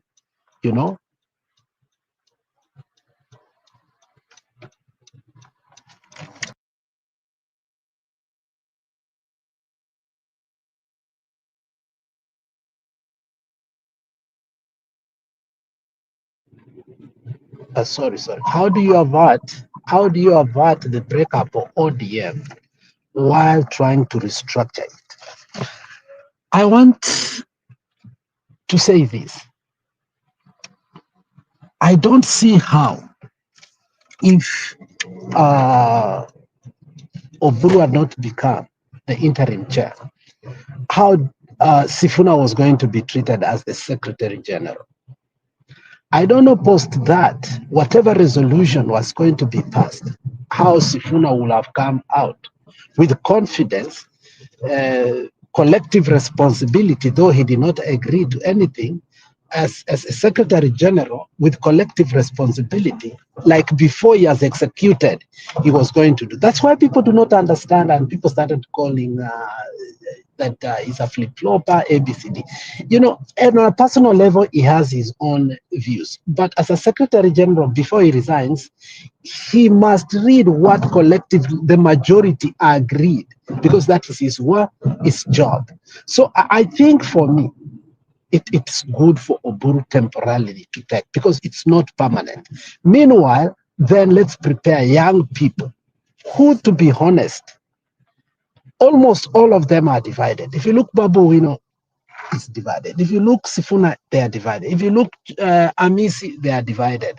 So you sit down and ask, okay, now this caucus of young people that we want them to take over, can they come together and agree, or they have vested interest? So if my friend Babu Wino took over, are you sure ODM will be intact? Now, is there a willingness in the other part that other young people will simply allow another leader from another community, also young, to take over ODM and still have the loyalty they had to Baba? those are the questions now we must bring forth, or ODM must bring forth to avert a fallout. But on a temporal basis, after listening to Oburu, especially with Trevor Mbija, I can confidently say this without a doubt. I'm not a sycophant, that he's a wise man. Now, the politics of the podium, I think he has left. More especially how he handled the issue of Babu Wino. He said things that, that were so kind to Babu. He said, I don't know why Babu is afraid. As a party, we have not given anybody a ticket. Yes, I don't know what is disturbing him. If he wants, we will talk. Me, he hasn't told me his problem, but I will look for him. I have not found him. But if you see where he is, tell him I'm looking for him. But at the same time, he warned Babu Wino with good wisdom. And this is what he said in law. Come on, Timango Belfast, Lueti. He was basically saying that there are things that are not, you're still yet not able to handle. In another way is, you cannot bring a young boy of 6 years and marry him a woman and expect them to do what? To get a baby. So he was saying, as we do this, we must also gauge people based on their capacity and capability. And given how Nairobi is a cosmopolitan and where we are headed as a party, he gave also a lot of talking points which people haven't spoken about, but people are more glued to the issue of Babu Wino, thinking that that was the most important issue. No, that was not the only important issue that the guy spoke about. I wish the whole conversation, and you know what, it was not even an interview, it's a conversation between an elder and also Trevor Mbija, is, in as much as he's a journalist, he has vested interest in politics, because actually he's also campaigning where? In Nyakach. And obviously he's going to vie from ODM. So you can understand that kind of conversation, how it's going. So let's give Oburu confidence in any way, because he's not even in 1 month in his job. The issue of age, let's go out, because I don't think he was chosen because of age or anything. They were averting a fallout and a takeover by Ruto and this cartel. Like you saw Gladys Wanga, you saw how Mbadi was acting, you saw all these people who acted as if ODM was a Luo party. Okay, and what Oburu brings out, that ODM is not a Luo party. And for the first time in my life, I think I have respected Oburu.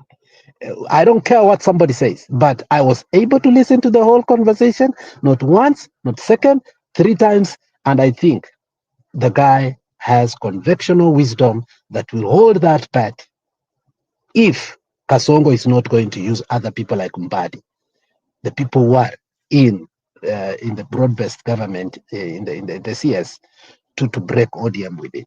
Thank you.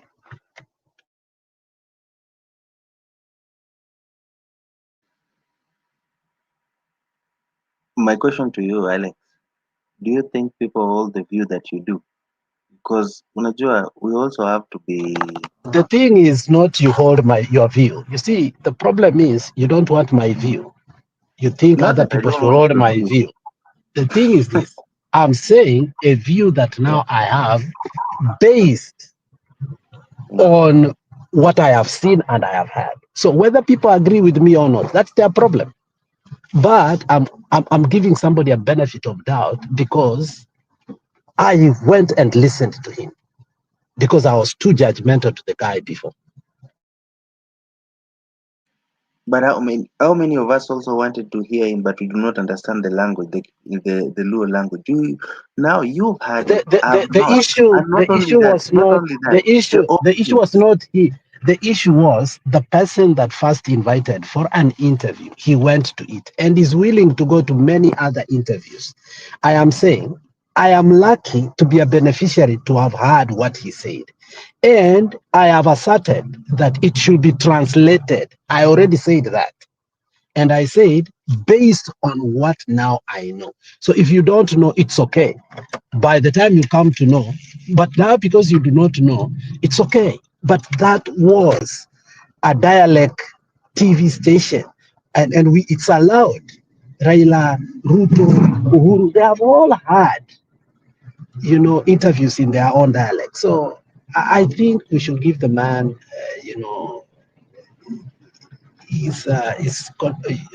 what can I say? We should cut him some slack. Tumpe moyo I know wake. that's Which is okay, kuna ile wanasemanga ku create the first impression. First of all, hatuna ODM haina time, but I like what they are doing because ni wewe wenyewe wanajisabotage by whatever means wanaamua ku drive the agenda ama vile wanaamua ku drive the chama. I don't care. Huko hivyo nishatoka. This is the point. Let's say he is a respectable guy just like you came to know him, Mr. Elect. Problem is most of us Kenyans now, I think hata hapa kwa hii channel tumekuwa hapa na the channels before tufike penye tumefika sasa hivi. Most of the time unasikia watu wanakuambia mimi sitaki kusikia kuhusu Ruto, hata nikisikia mweko kwa kipindi mimi ninazima. Mimi mwenyewe nilikuwa nimeacha, mimi sio hadi sasa hivi nakuwa nimefunga masikio kwa mtu kama Oburu Odinga. I'm like already, look, baba amekufa. Baba was 80. Oburu is his older brother. Baba already was old by himself. He was old. Handing over the power, na si baba ndo alipeana, by the way. That one should be noted. But ODM kutoka from baba ipatiana kwa Oburu Odinga, and again also he is a brother, ni kama imeenda imekuwa nyuma. We should be caring about the optics. Ni nini tuna present to the masses. So as much as maybe ilikuwa iko na very good intentions, but is everybody holding that view? That should be the thing. But I'm glad that they did it because saizi they are in that holy matrimony kati ya ODM na UDA, which is ni sawa. Wacha wafanye hizo mistakes zenye wanafanya. To me, nikiangalia ni terminal mistakes, it's things that inaenda kwa bring down. So ni sisi wenyewe tuanze, wanasemanga when you see your opponents anafanya mistakes, please encourage them. If you cannot leave them, encourage them waendelee kabisa kabisa, wajitoe wenyewe kwa kiwanja. Or I don't know what you're thinking, Belfast. Yani, hebu nichangie ndugu yangu niondoke hapa, maana nitatimuliwa, nimenyamaza muda mrefu kabla, Okay. alafu nitampisha kaka yangu. Mimi wasizungumzi maneno mengi kwenda mbali. La kwanza nitarudi tu pale kwa awali ya kwanza kwamba ya Tanzania nimalize hapo, alafu tumalize haya mengine, kwa sababu naona nikitimuliwa, si kwa ubaya. Wasione hili nimeingia hapa tayari ametoka, si kwa ubaya, ni kwamba najielewa ni nini haswa kinachonisumbua hapa. So nikizungumza kakangu Pogo, ni kwanza lile la Tanzania kabla nirudi haya yetu ya ODM, ni kwamba Lissu hakuwepo muda mrefu, alikuwa nje. Alomleta ni Suluhu, makubaliano yakawa ni katiba mpya, akaipiga na chini. Watanzania wanalia katiba mpya pia, sione hivyo, na mapendekezo pia ya upinzani kwa yanaelekeza hiyo katiba mpya, kwa sababu ingempa uhuru vyama vya upinzani pia kuweza kujitanua.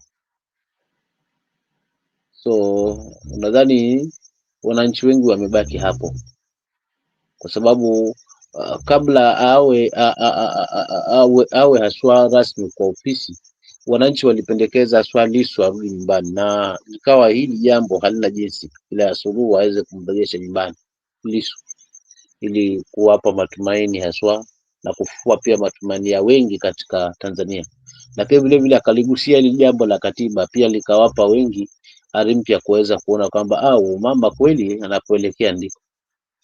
So hii U-turn hii aliyoipiga ya tuktuk hii ndio ambayo imewatatiza, na ndio maana sasa imelipusha haswa nyoyo za Watanzania sasa kuamua wacha sisi tutafute haki. So hapo nitaachia hapo nitaachia hapo kwa Tanzania kwa leo, lakini turudi hili ambalo mlikuwa tunajadiliana hapa, kakangu Alex na Eli, kuhusiana na ODM. Nadhani Alex ameliweka vizuri, mimi kimtazamo wangu, na kama huo ndio msimamo, basi utakuwa ndio msimamo wa kweli. kwa sababu kuna mara mbili hapa. Kuna wale ambao waliona kwamba akivua Oburu itakuwa ni rahisi haswa hiki chama kuweza kupelekesha na kutimiza ile ajenda yao, kwamba waone kwamba Nyanza imetekwa, na pia vilevile kionekana ni chama ambacho ni cha Wajaluo, na pia kama ni cha Wajaluo basi hawataachwa nje this sometime ya serikali na kuwa upinzani, lazima watengeneze serikali. Hiyo ndio ilikuwa narrative, na wale wote walikuwa wanazungumza kwa kusimama katika hilo. Tuliwaona akina Wanga na wengine, akina Mbadi, wote wale, akina Ndai, wote ambao walikuwa na huo mpango. Lakini sasa kila kukicha tunashuhudia tofauti, kwamba familia haswa ya hii ya mwenda zake akiwemo mzee wetu huyu Oburu pamoja na wale wameachwa, wao wanajitokeza kitofauti. Kwanza wanaelewa chama hiki si kwamba ni chama tu cha Wajaluo peke yake, ni chama cha kitaifa, chama ambacho kimedominate, kila mtu amechangia kukikuza hiki chama. Mapenzi ya baba ni kwa ajili ya hiki chama ambacho kimefungamana na nyoyo za Wakenya, maana ndiko kulikokuwa Wakenya. Kwa ODM ni chama cha Wakenya, si chama cha Wajaluo kama kilivyokuwa kinataka kuwekwa. So nadhani hili waliligundua, unaona, waliligundua, na ndio maana wanakinzana hata na matarajio na mipango ya hawa ambao walikuwa wamejitokeza kama wanaolia kweli kwamba wako pamoja na hii familia, lakini kimtazamo wangu hawakuwepo na walishtukizwa. Na ndio maana uhuru wa mtu yote kwenda kutembelea pale kwa Kabila mzee, basi familia iliweka wazi kwamba hapa hakuna mpaka hapa. Mambo hayo yamekinzana tayari na matarajio na mipango ambayo ilikuwa imepigika upande huu wa hao ambao walikuwa ni wavamizi wa chama, kwa sababu wanafaidi, wako ndani ya serikali, wengine wameahidiwa pengine mazuri kwendako. So hawa walitaka kukivamia. Nafikiri Oburu ameeleweka wazi kama amesimama hapo, japo hiyo lugha mimi sikuelewa, ndio maana hata sikustick, lakini kwenye ambavyo Alex ameiweka, kwa kweli hapo ndipo ambapo kidogo unaweza nusuru hiki chama ili kipate muda kuweza kujipanga vizuri. Nani wa kuachiwa tu chama, si mtu apewe chama tu kabla hajaangaliwa vizuri. Unaweza sema wacha tukipe hao watoto kwa sababu ndio wenye nguvu, lakini wakawa ndo kabisa watakimaliza mazima. Kwa hiyo mimi nitaachia hapo kwa leo, kaka yangu Pogon. Asante.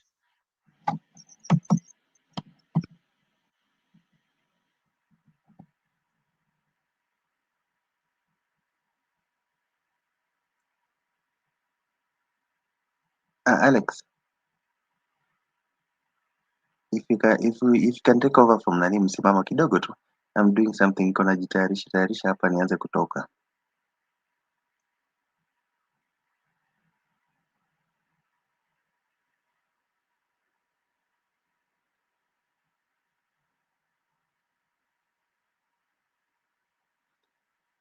Ulikuwa umeona hizo picha nilikuwa nimezeka hapo hivyo msimamo? Ya, nimeziona. Sasa nikashangaa, naona mmoja na magwanda kama ambaye vile ni askari, sikuelewa, lakini sasa unajua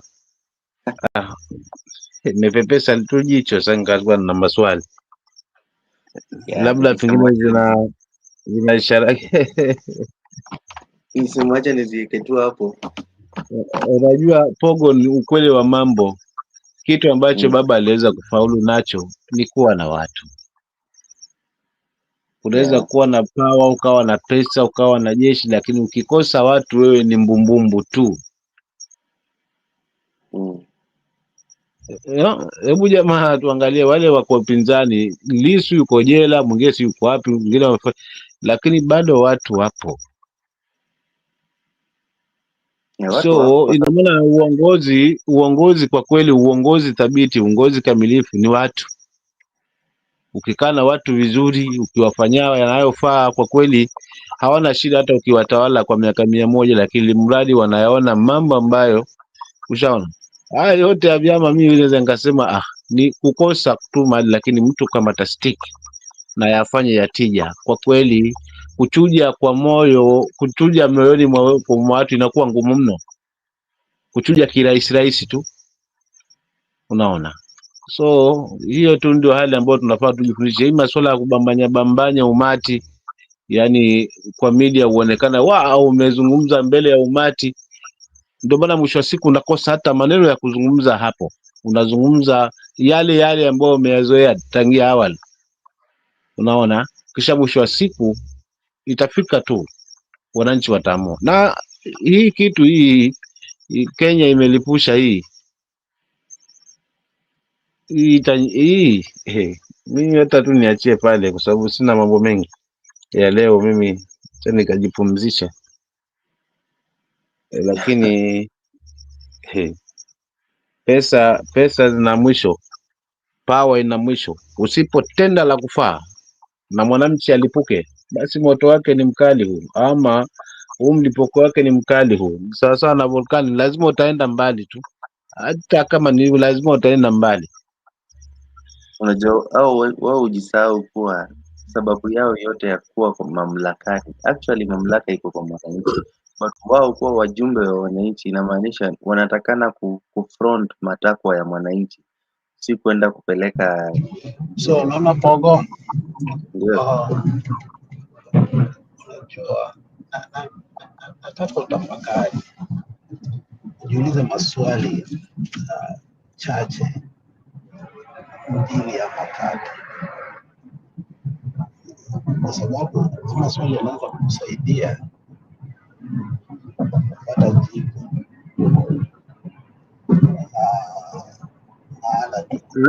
Alex, sijui mimi ndio nakusikia hivyo, mnasikia kama kuna mawimbi hivi katika sauti yako, sio kama ni mimi ama Pogo nampata hivyo hivyo. yeah. Kuna shida na nini yake, I think Ya, kuna mawimbi sana kiasi kwamba yani. Sasa unanisikia? Uko sawa sasa kaka yangu? Yeah, so nilikuwa nasema hebu niende katika hilo chumba. Ndio amerudi kabisa mwisho kabisa mjomba. Hebu jirudishe kwa huo. Unanisikia sasa?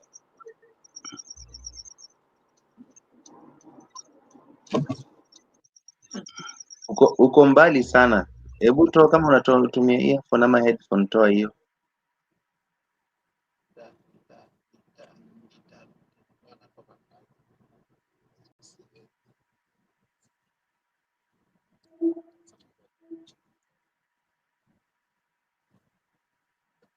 Alex ako mbali. Msimamo sasa lenye Alex anaendelea kuunda hiyo nini yake.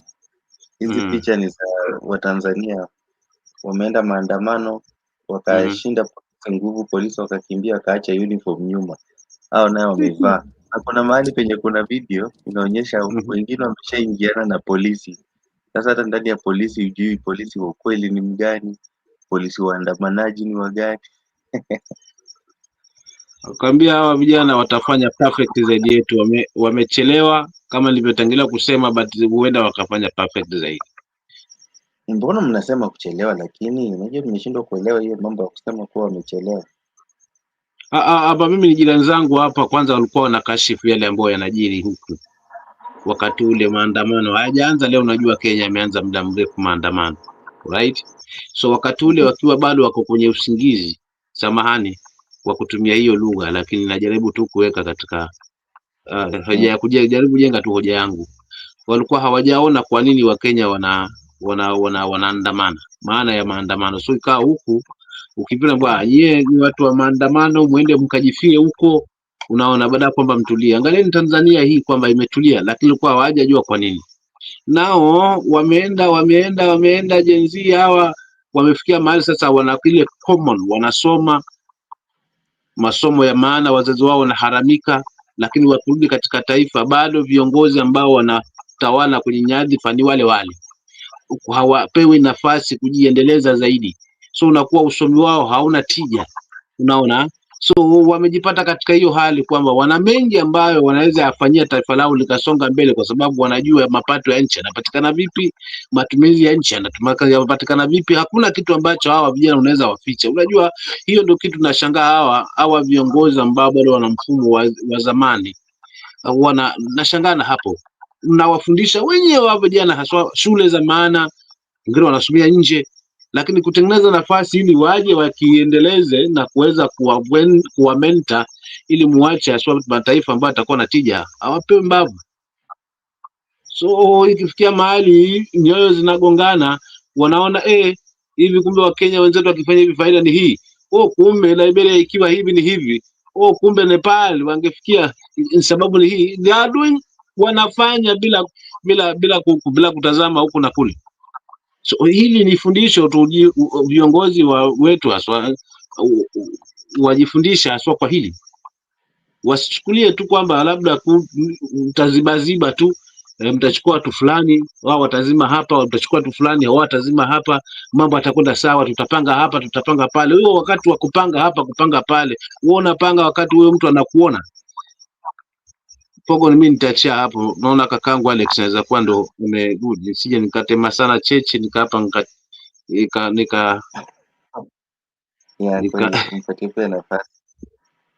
But ni kweli, unajua wale walikuwa wako na mimi niko bado kwa kelele na wasikiza tu. Sasa uko sawa, tunakusikia vizuri. Uko sawa kidogo, tunakusikiza kaka.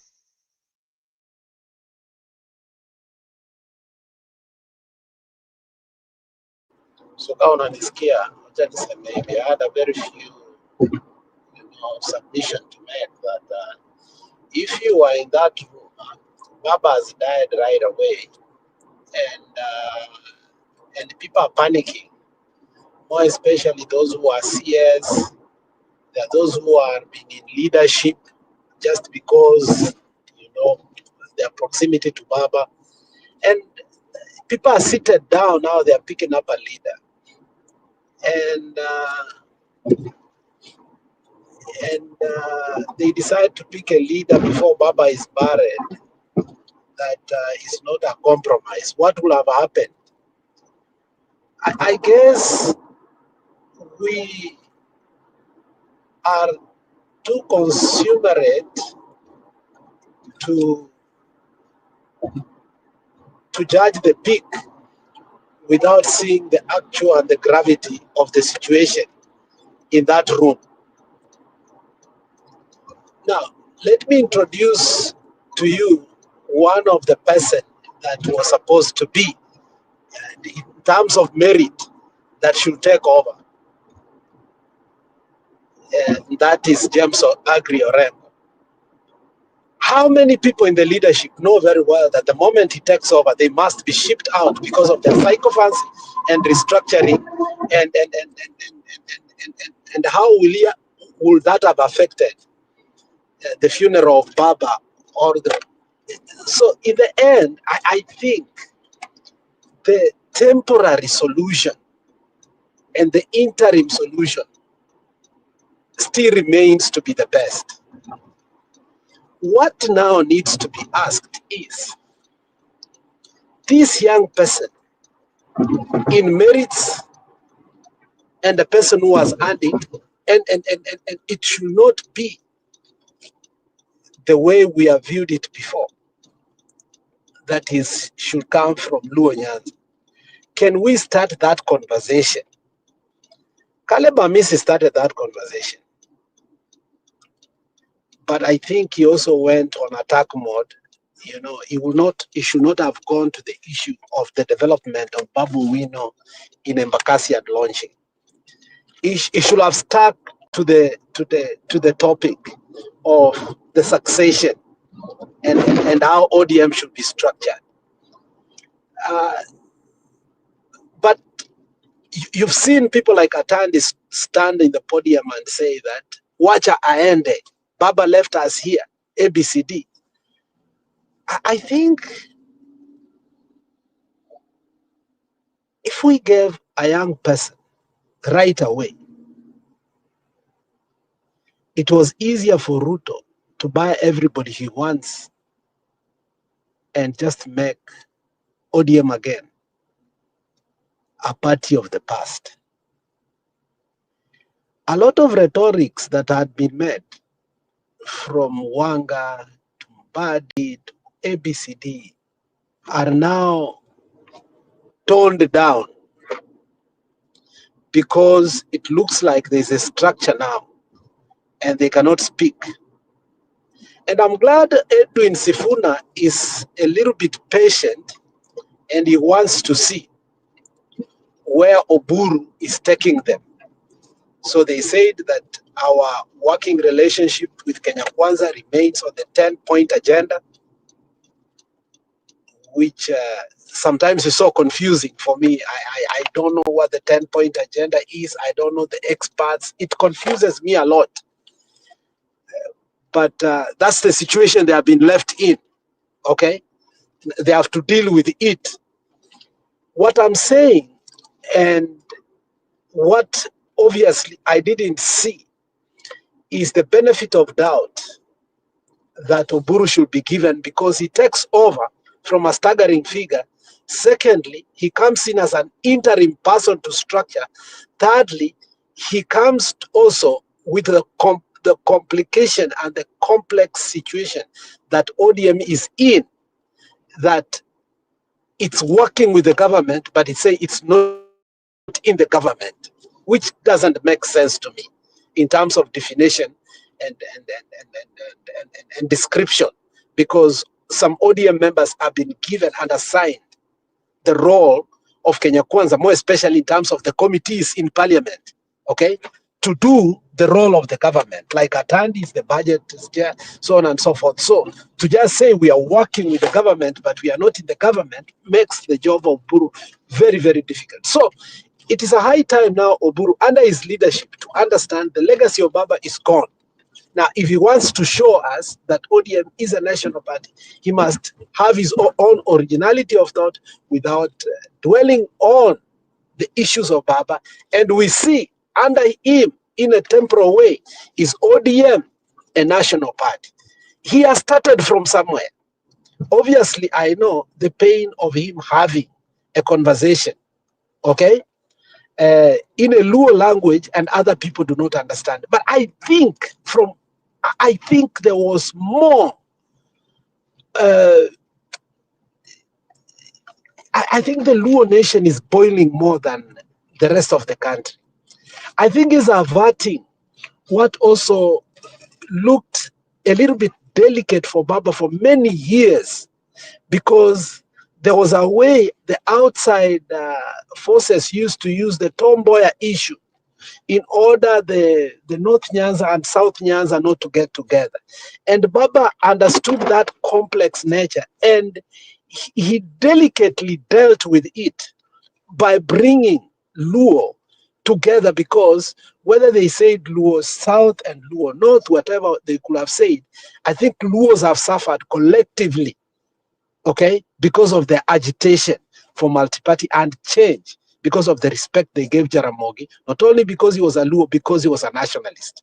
So for him to avert the fallout within the ODM in Luo, because I think that is where Ruto is fighting ODM most, okay, it was not wrong. So I guess, yes, we want things to go so fast.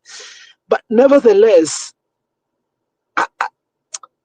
from where I sit, and I'm not going to legitimize it, I think he has made the first good step.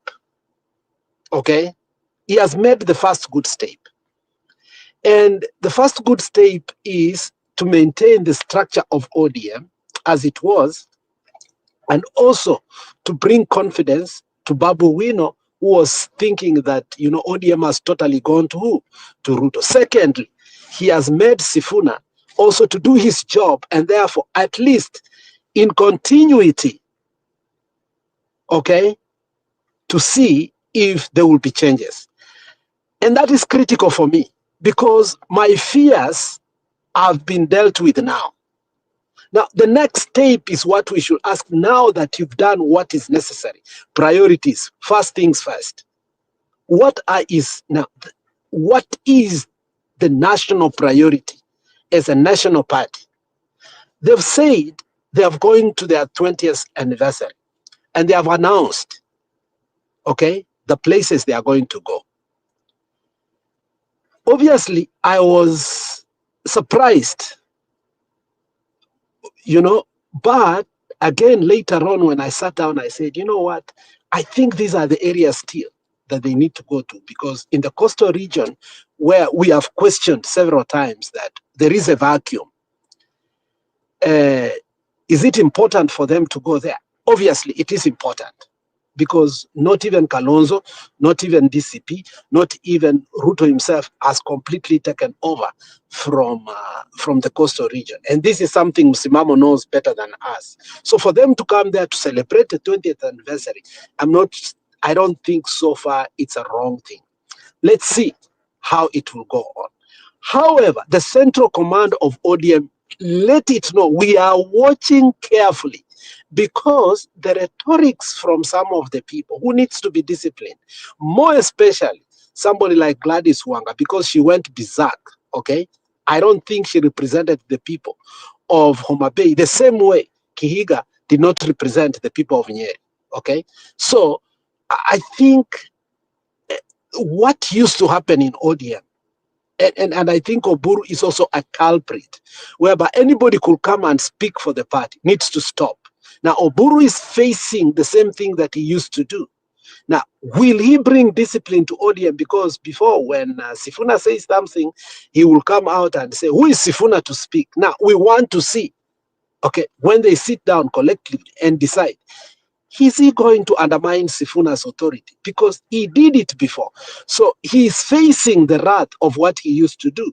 Now, let's see what will happen. Obviously, ODM is not going to remain the one unit that we used to see. But there are things that should be done to allow it at least to have a remnant that is 70 to 80% that can have the continuity of the legacy of Baba. I wouldn't want ODM to die as a party just because Baba died, because the ideals that Baba lived for shouldn't just die to the grave for us to just take those banquet of flowers. I think and I believe it is a high time now. People like Junet should go, people like Wanga should go, Ochila Yako should go, maybe other people to go. The complex issue is how he's going to deal with people like James Orengo, who have stood on their feet to be honest in regard to devolution and how Ruto has killed devolution. The issue of disbandment of funds, I don't know how ODM is going to deal with that. Because when in that statement, you know, it was say, we are going to remain in the 10-point agenda. Now, the question and the irony in the statement, if you guys noticed, was, but we have not received the money that we need for our party. Now, how can you have the chair of the budget committee in parliament? How can you have a minister for finance from ODM and yet say you have not received the party funding money from the government? It's a big irony, which tells you that these people have been captured and it is not working. So it's a high time for them to declare and say, we are not in the government, we are not going to work with the government, because in the end of the day, there's nothing we are benefiting out of it if this government is not allowing us to be funded. Thank you.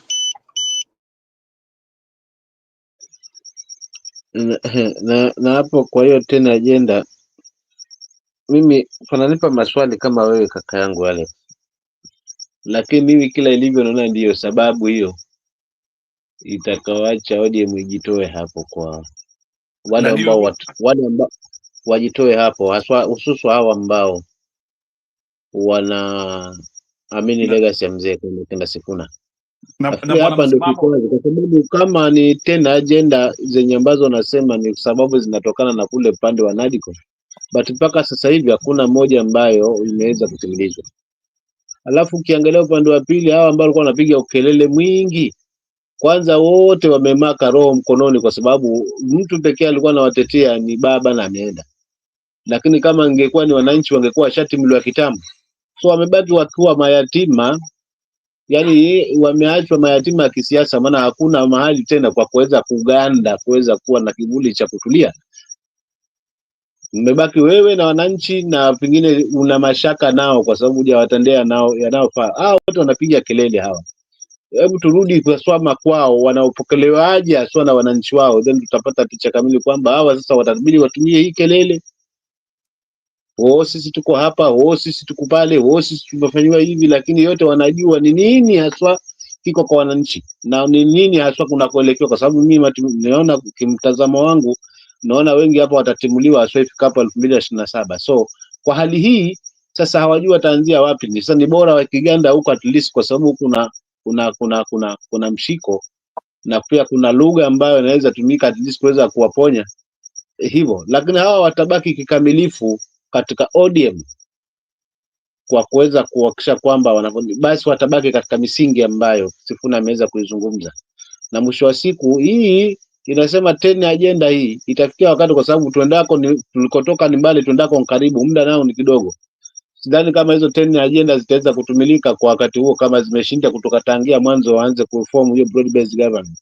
So tumine kasema hii ODM yenye haswa piwa yenye ambayo itaendeleza haswa itaendelea licha ya mgawanyiko, itabaki hapo hapo. Kikwazo cha kutoka hapo ni 10 agenda, na alafu watajitoa, kwa sababu na imani kwamba kigundani wako ndani ya serikali, lakini kigundani kiko nje, yani kiko nje haswa, kwa sababu wengi hawafurahii kile ambacho kinaendelezwa na serikali, licha kwamba tu kuna vuguvugu ambalo linaamini serikali. So hapo ndo pana wanajikanganya, lakini kila upande sasa hivi unaelekea kwake.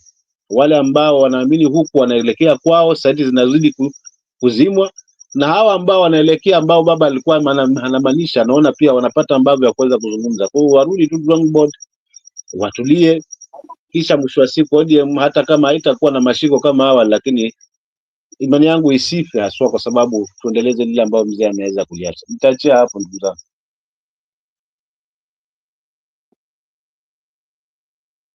Haya, sawa, msimamo. So mimi kuna swali nauliza, sababu hiyo 10 point agenda bwana Raila Odinga ni kama waliandika na Ruto. Nani anaweza tulikapia hiyo 10 point agenda ilikuwa nini, na Ruto na Raila walifikisha wapi, ili sasa watu wengine waanzie kuingililia hiyo maneno, like tujue kwanza Ruto na Raila Odinga hiyo makubaliano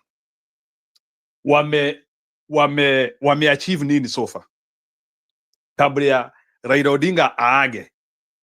What did we achieve, or what did Raila Odinga and Ruto achieve in the 10 point agenda? So bwana Alex, would you like to tell us, like Raila Odinga ameacha 10 agenda point zikiwa wapi? What is the status of 10 point agenda?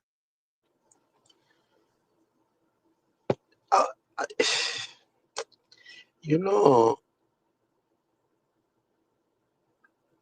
Ruto will never fulfill the pledge, because he knows very well. Part of it, it's like the IPPG, to make sure that he gets out of power. The only thing that they really concentrated on towards the death of Baba was the compensation issue, and who and how much they should be compensated, ABCD, which I think, again, Ruto is not going to agree to, because by compensating them, he has already, acknowledged his guilty plea, and that is a political suicidal. And with what is going on now, the events of Tanzania, so on and so forth, Ruto is going to be ruthless, because there is nobody again within the circle that is going to help him to avert, another attempt to get him out of power. So in all these 10 point agenda, name even one of them, there is no one that have been actualized until today. And I saw Nyatu and somebody having a debate on the TV today. Was it yesterday or today? And Cheregai. And that was still the question of the 10 point agenda. And none of them agreed that it has been easy or actualized. If you look at the secret pact between Uhuru and Baba, one of them was the Nairobi issue of NMS, which actually was done very quickly, so on and so forth. There were many other things that were done, including restructuring of the government for efficiency. And you guys saw that on how the government started working efficiently. The third part of this 10-point agenda is, I don't know if I am biased or I am too anti-Ruto. I don't think there was anything that was done before Baba died or can be done after that. And the worst part of it is, I'm not sure why Baba saw that nothing was being done, but still, he was a little bit lenient to Ruto. So the 10-point agenda was dead on the arrival. So us talking about them and even them telling us that we are working with them on the 10-point agenda is a lie. What I know is working is a few people were given seats, to represent the opposition, that it's a coalition government, sort of a coalition government for their own benefit. Now, this has been translated as one of the biggest achievements, that now some people, some communities are in the government. But when you look at the extrajudicial killing, the abduction, which is part of that, it's still going on. Even after it was announced, Ojwang was abducted, killed, and nothing happened. The compensation never happened, and it has not happened, and I don't think it will ever happen. So I'm not sure why they're coming up with a presser of the 10-point agenda. I don't know. I mean, for me, it was dead on arrival, just as the NADCO report was dead on arrival.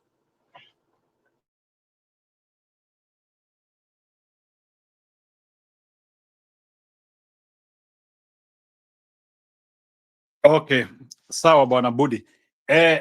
Nataka kucheza video ya there is a lady I've met with, and I'm really liking her narrative work. So nataka kukuwekea kidogo and then siweki yote.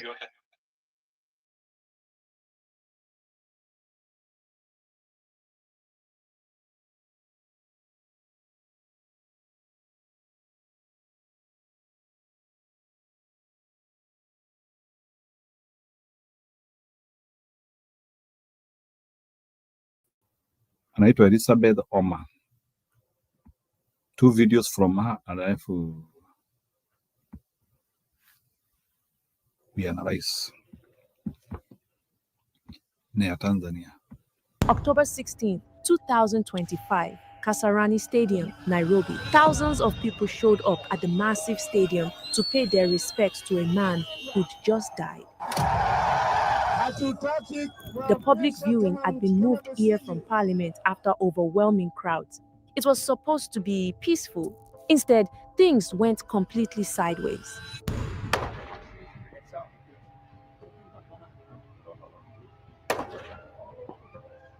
Security forces fired tear gas and gunshots into the air. People are running, screaming. In the chaos, at least 2 people are killed, several others injured. And through all of it, you can hear them chanting, Baba, Baba, Baba, meaning Father.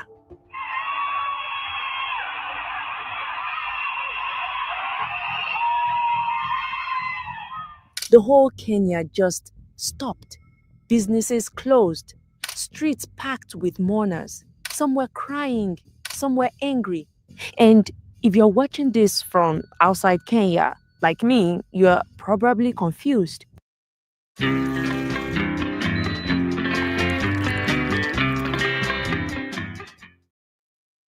We're Phoenix Energy, a family-owned oil company focused on unleashing American oil from North Dakota and Montana. Who was this man? Well, his name was Raila Odinga. Here's the twist. He was never president. He ran 5 times, lost every single one. So, why is Kenya treating his death like they just lost their founding father? Because Raila Odinga wasn't your regular politician. It was a movement, a symbol. He was tortured by his own government, spent years rotting in prison cells, had to literally escape Kenya dressed as a Catholic priest to survive, lost elections everyone knows he actually won, and then turned around and shook hands with the same people who tried to destroy him. He was called a hero by millions and a sellout by others. His story is complicated and messy. If you want to understand Kenya today, you need to understand this man. Raila Odinga never held the highest office, but somehow he shaped the country more than the men who did. Let me show you how. January 7th, 1945, Western Kenya. Raila Amolo Odinga was born into politics the way some people are born into royalty. His father was Jaramogi Oginga Odinga, Kenya's first vice president, a hero when Kenya broke free from British rule in 1963. Here's where it gets interesting. Jaramogi and Kenya's first president, Jomo Kenyatta, were allies during the fight against British colonial rule, brothers in the struggle. Then they had a falling out. Kenyatta wanted capitalism and Western support.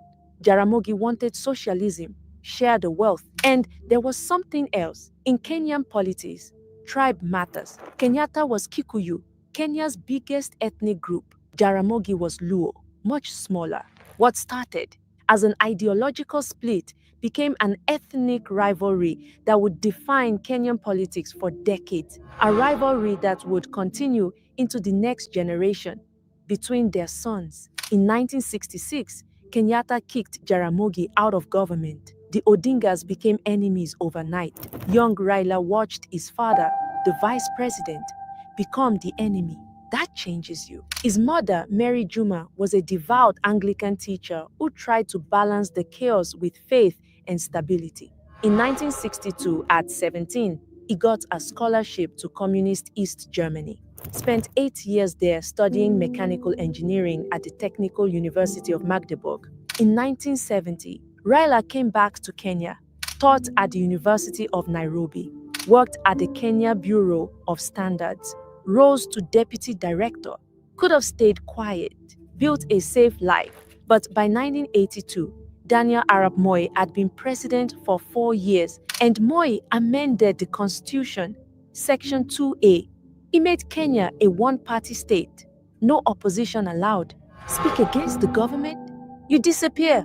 Moi's regime was brutal, torture, detention without trial. People vanished in the middle of the night. Kenya had traded British colonialism for African dictatorship. And Raila, like his father before him, couldn't stay quiet. And that decision almost killed him. August 1st, 1982, 3 a.m., a group of Kenya Air Force soldiers tried to overthrow President Moi's government. The coup failed. Hundreds died. Moi needed someone to blame. They came for Raila. August 11th, 1982. Raila was at a friend's house when police came for him and arrested him. The charge? Treason, punishment, death. What followed was hell. They took him to a police station. Officers, many of them drunk, beat him for days. They wanted a confession to planning the coup. He refused. He could hear screams from other cells, other people being tortured. Then they threw him in Kamiti Maximum Security Prison, alone, no trial, no lawyer, no family visits. His wife, Ida, was left with young children and no idea if she'd ever see her husband again. She found a way to smuggle letters, written on toilet paper, into the prison. When guards caught her, they came for her too, but she never broke. She held everything together, raised those kids alone, stood by him through everything that would come. Raila's youngest son, Fidel, named after Fidel Castro, was only 2 years old when they took his father. He was 9 when he finally got to meet him properly. His daughter Winnie, named after Winnie Mandela, would barely remember her father's face. These names were declarations, revolutionary names for a revolutionary's children. While his kids grew up without him, Raila spent 6 years in detention without a trial, just sitting in a cell. Then, in February 1988, President Moi suddenly released him. Big public ceremony. It looked like forgiveness. It wasn't. 6 months later, they arrested him again. You see, Raila never gave up. He kept organizing. In 1990, he planned a massive pro-democracy rally at Kamukunji for July 7th. Saba Saba, 7-7 in Swahili. Thousands were ready to march against Moi's dictatorship. Moi declared it illegal. The night before the rally, police arrested Raila and the other organizers, Kenneth Matiba and Charles Rubia, back to detention again. But here's what Moi didn't understand. You can't arrest an idea. The rally happened anyway. People came. They demanded change. By 1991, Raila knew the truth. They were going to kill him eventually. So he ran. The Catholic Church helped him escape. They dressed him as a priest. They drove him through checkpoints. Nobody stops a priest. Since Kenya wasn't safe, he needed to get to Uganda. They got him to Lake Victoria. At night, fishermen were waiting with a small boat. This was dangerous. If caught, everyone dies. These fishermen risked everything.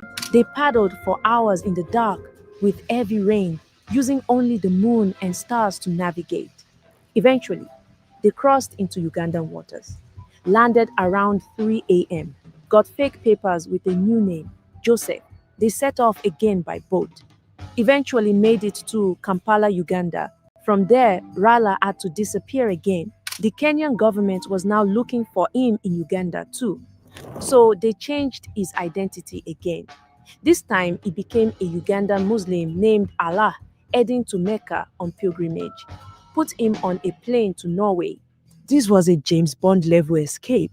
Multiple identities, fishermen, priest, fake document.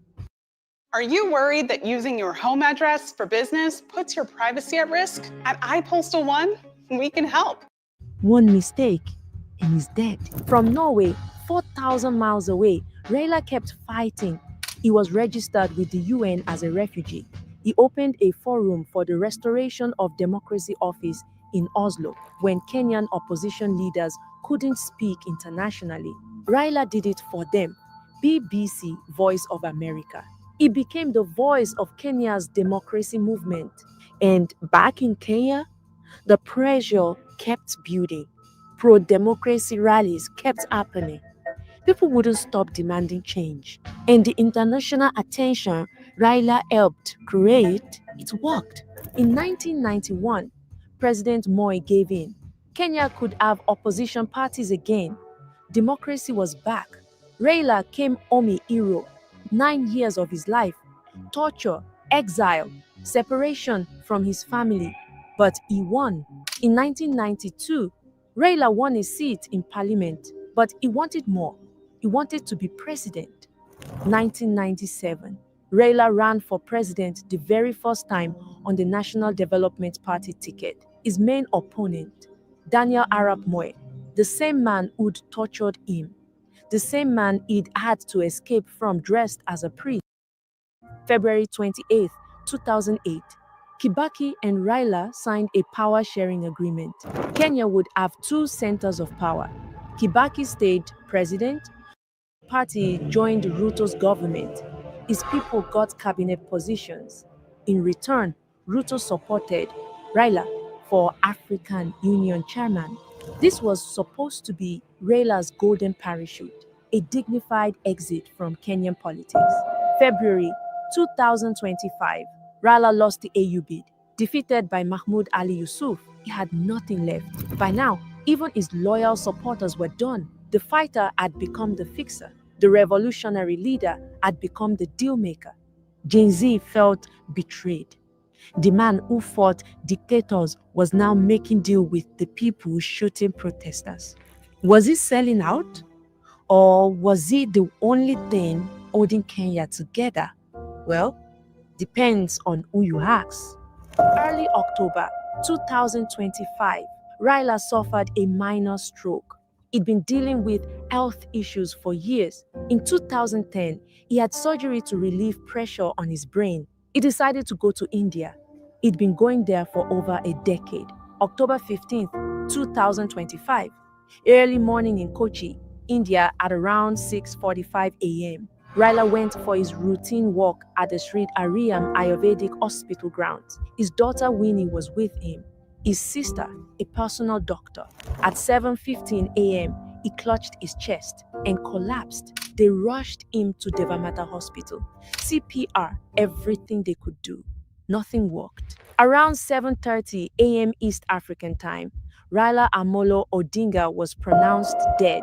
Cardiac arrest, age 80. The news hit Kenya really hard. Within hours, his home in Karen was surrounded by thousands. Many were in tears. Some were angry, demanding to know why they hadn't been told he was sick. His wife, Ida, had insisted he was fine just days before. He's just resting, she had said. President Ruto declared 7 days of national mourning. Flags at half-mast, a state funeral. October 16th, his body arrived back in Kenya on a Kenya Airways flight. That's when things got chaotic. The plan was a public viewing at Kasarani Stadium. Tens of thousands showed up. When mourners breached the presidential pavilion, police fired tear gas and gunshots into the air. Stampede. Panic. At least 2 people died. Even in death, you couldn't contain what Raila Odinga meant to people. On October 17, 2025, a state funeral at Nyayo Stadium, military honors, tributes, tears. On October 19, 2025, he was buried at his family's home in Bondo, next to his father, Jaramogi. What did Raila Odinga leave behind? He never became president. That's the obvious answer. But here's what he really did. He helped end one-party dictatorship in Kenya. Multi-party democracy exists because he wouldn't quit fighting. He spent 9 years in detention. He could have given up. He didn't. He championed the 2010 constitution that gave counties power and limited presidents. That's still shaping Kenya today.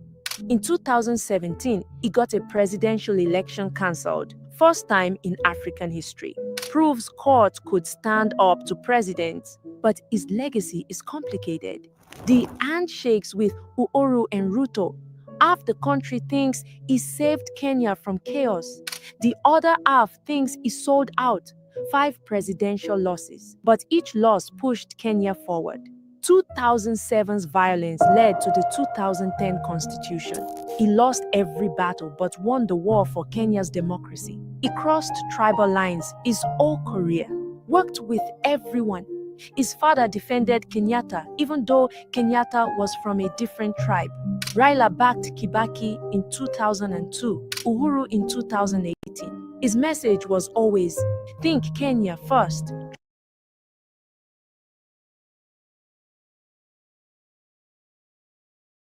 So, Bwana Musimamo, that's a Nigerian woman narrating a story about Kenya. I listened to her and I was very impressed by her details. So, ametengeneza story mzuri sana ya Raila Odinga and it captured my attention. Yeah, before I leave the show, nitawaekea pia story yake ya Tanzania. She has put an amazing story about Tanzania. And I would want people to enjoy that too. She is from Nigeria. Naitwa Elizabeth Omo. Yeah, I really appreciate your involvement here. So, Bwana Musimamo, utasema nini tukimalizia? Because I can see people have gone. Maybe ile swali naweza kuuliza ni hii matembezi ya kaburi la Raila Odinga, unaona ni kama watu watamaliza kufika hapo lini? Do you think watu wataisha kukuja kwa kaburi ya Raila Odinga?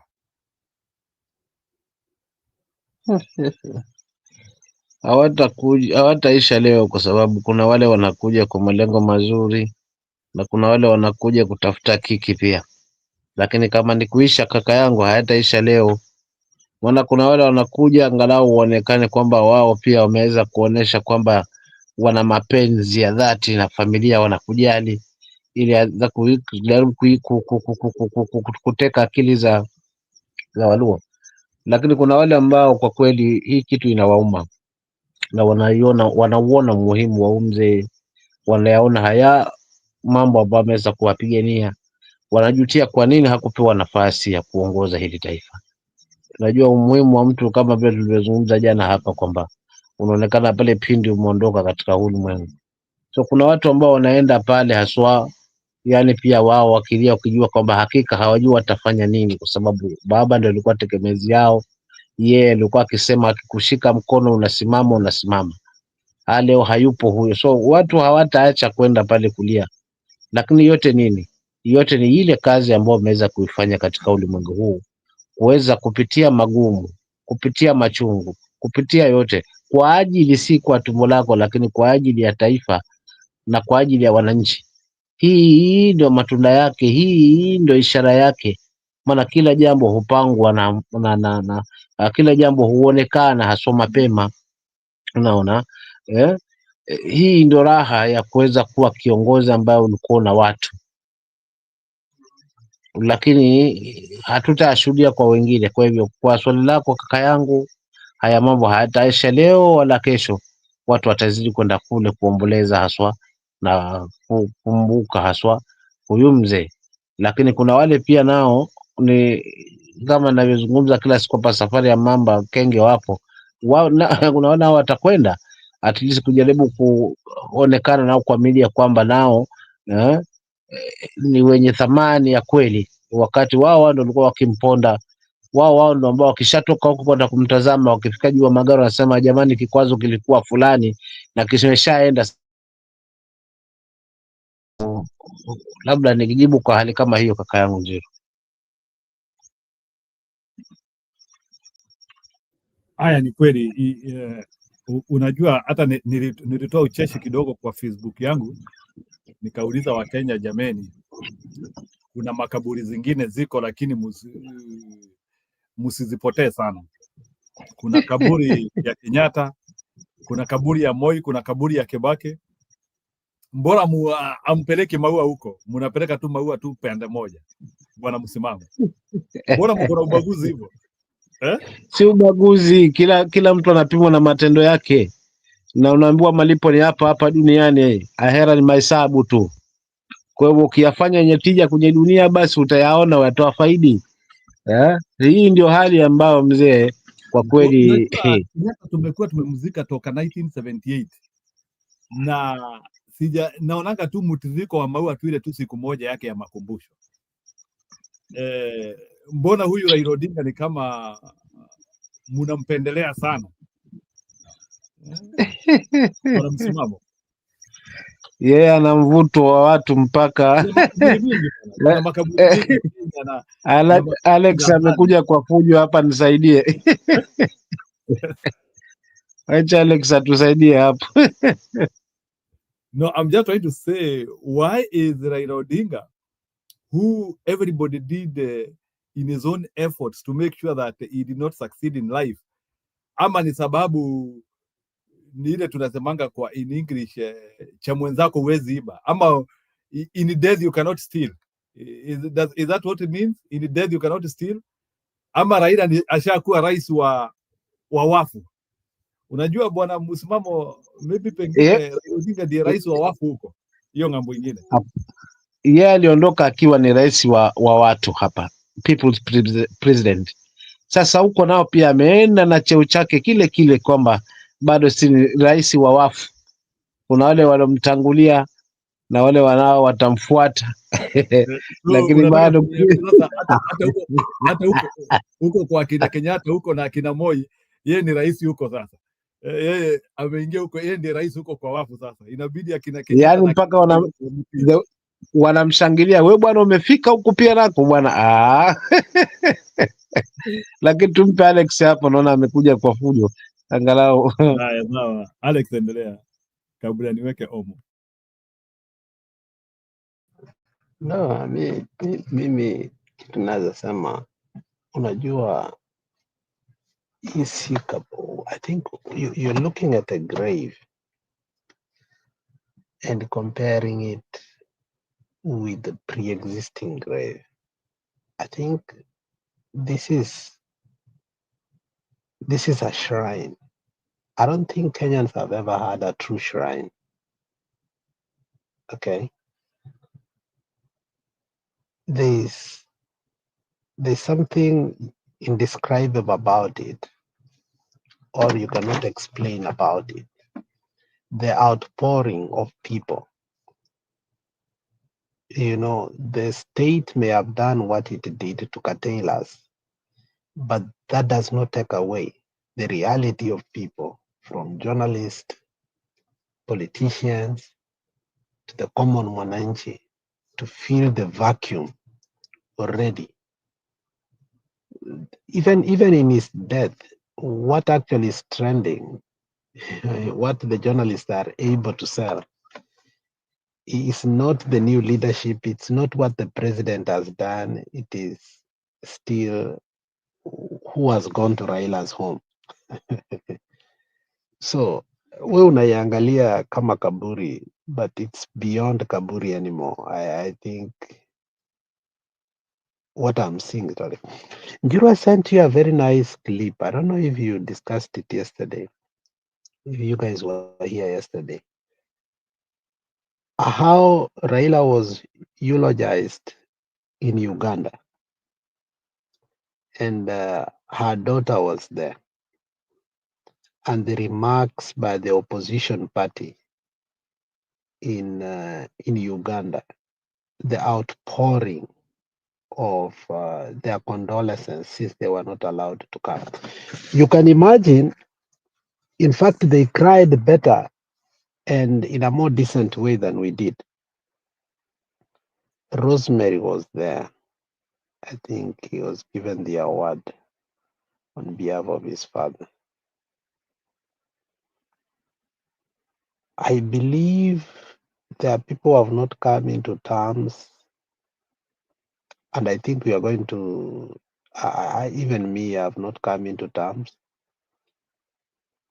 And Njiru, for your information, eventually, and it will be soon, when I land 2544, I think one of the first places I'll go will be Bond, without a doubt. So if you are astonished that people are still going there, just know I'm planning to go there. So don't see me there on Facebook ufikirie kuwa I am sick in my head. I think that is a must go place ikifika Kenya. Najua wewe utaenda huko, but some of us will go. I know Belfast will go. I don't know mbona msimama hajafika kule, kama ni transport imemkosa ama kampeni imeshika kabisa kabisa, ama anaangojea waende na Martha Karua. But mimi na Ani tunapanga kwenda huko. Sio wewe peke yako, hata sisi utaona hata watu huko Embu wanapanga kwenda. Nasikia ni magari yanatafutwa, so like it is serious.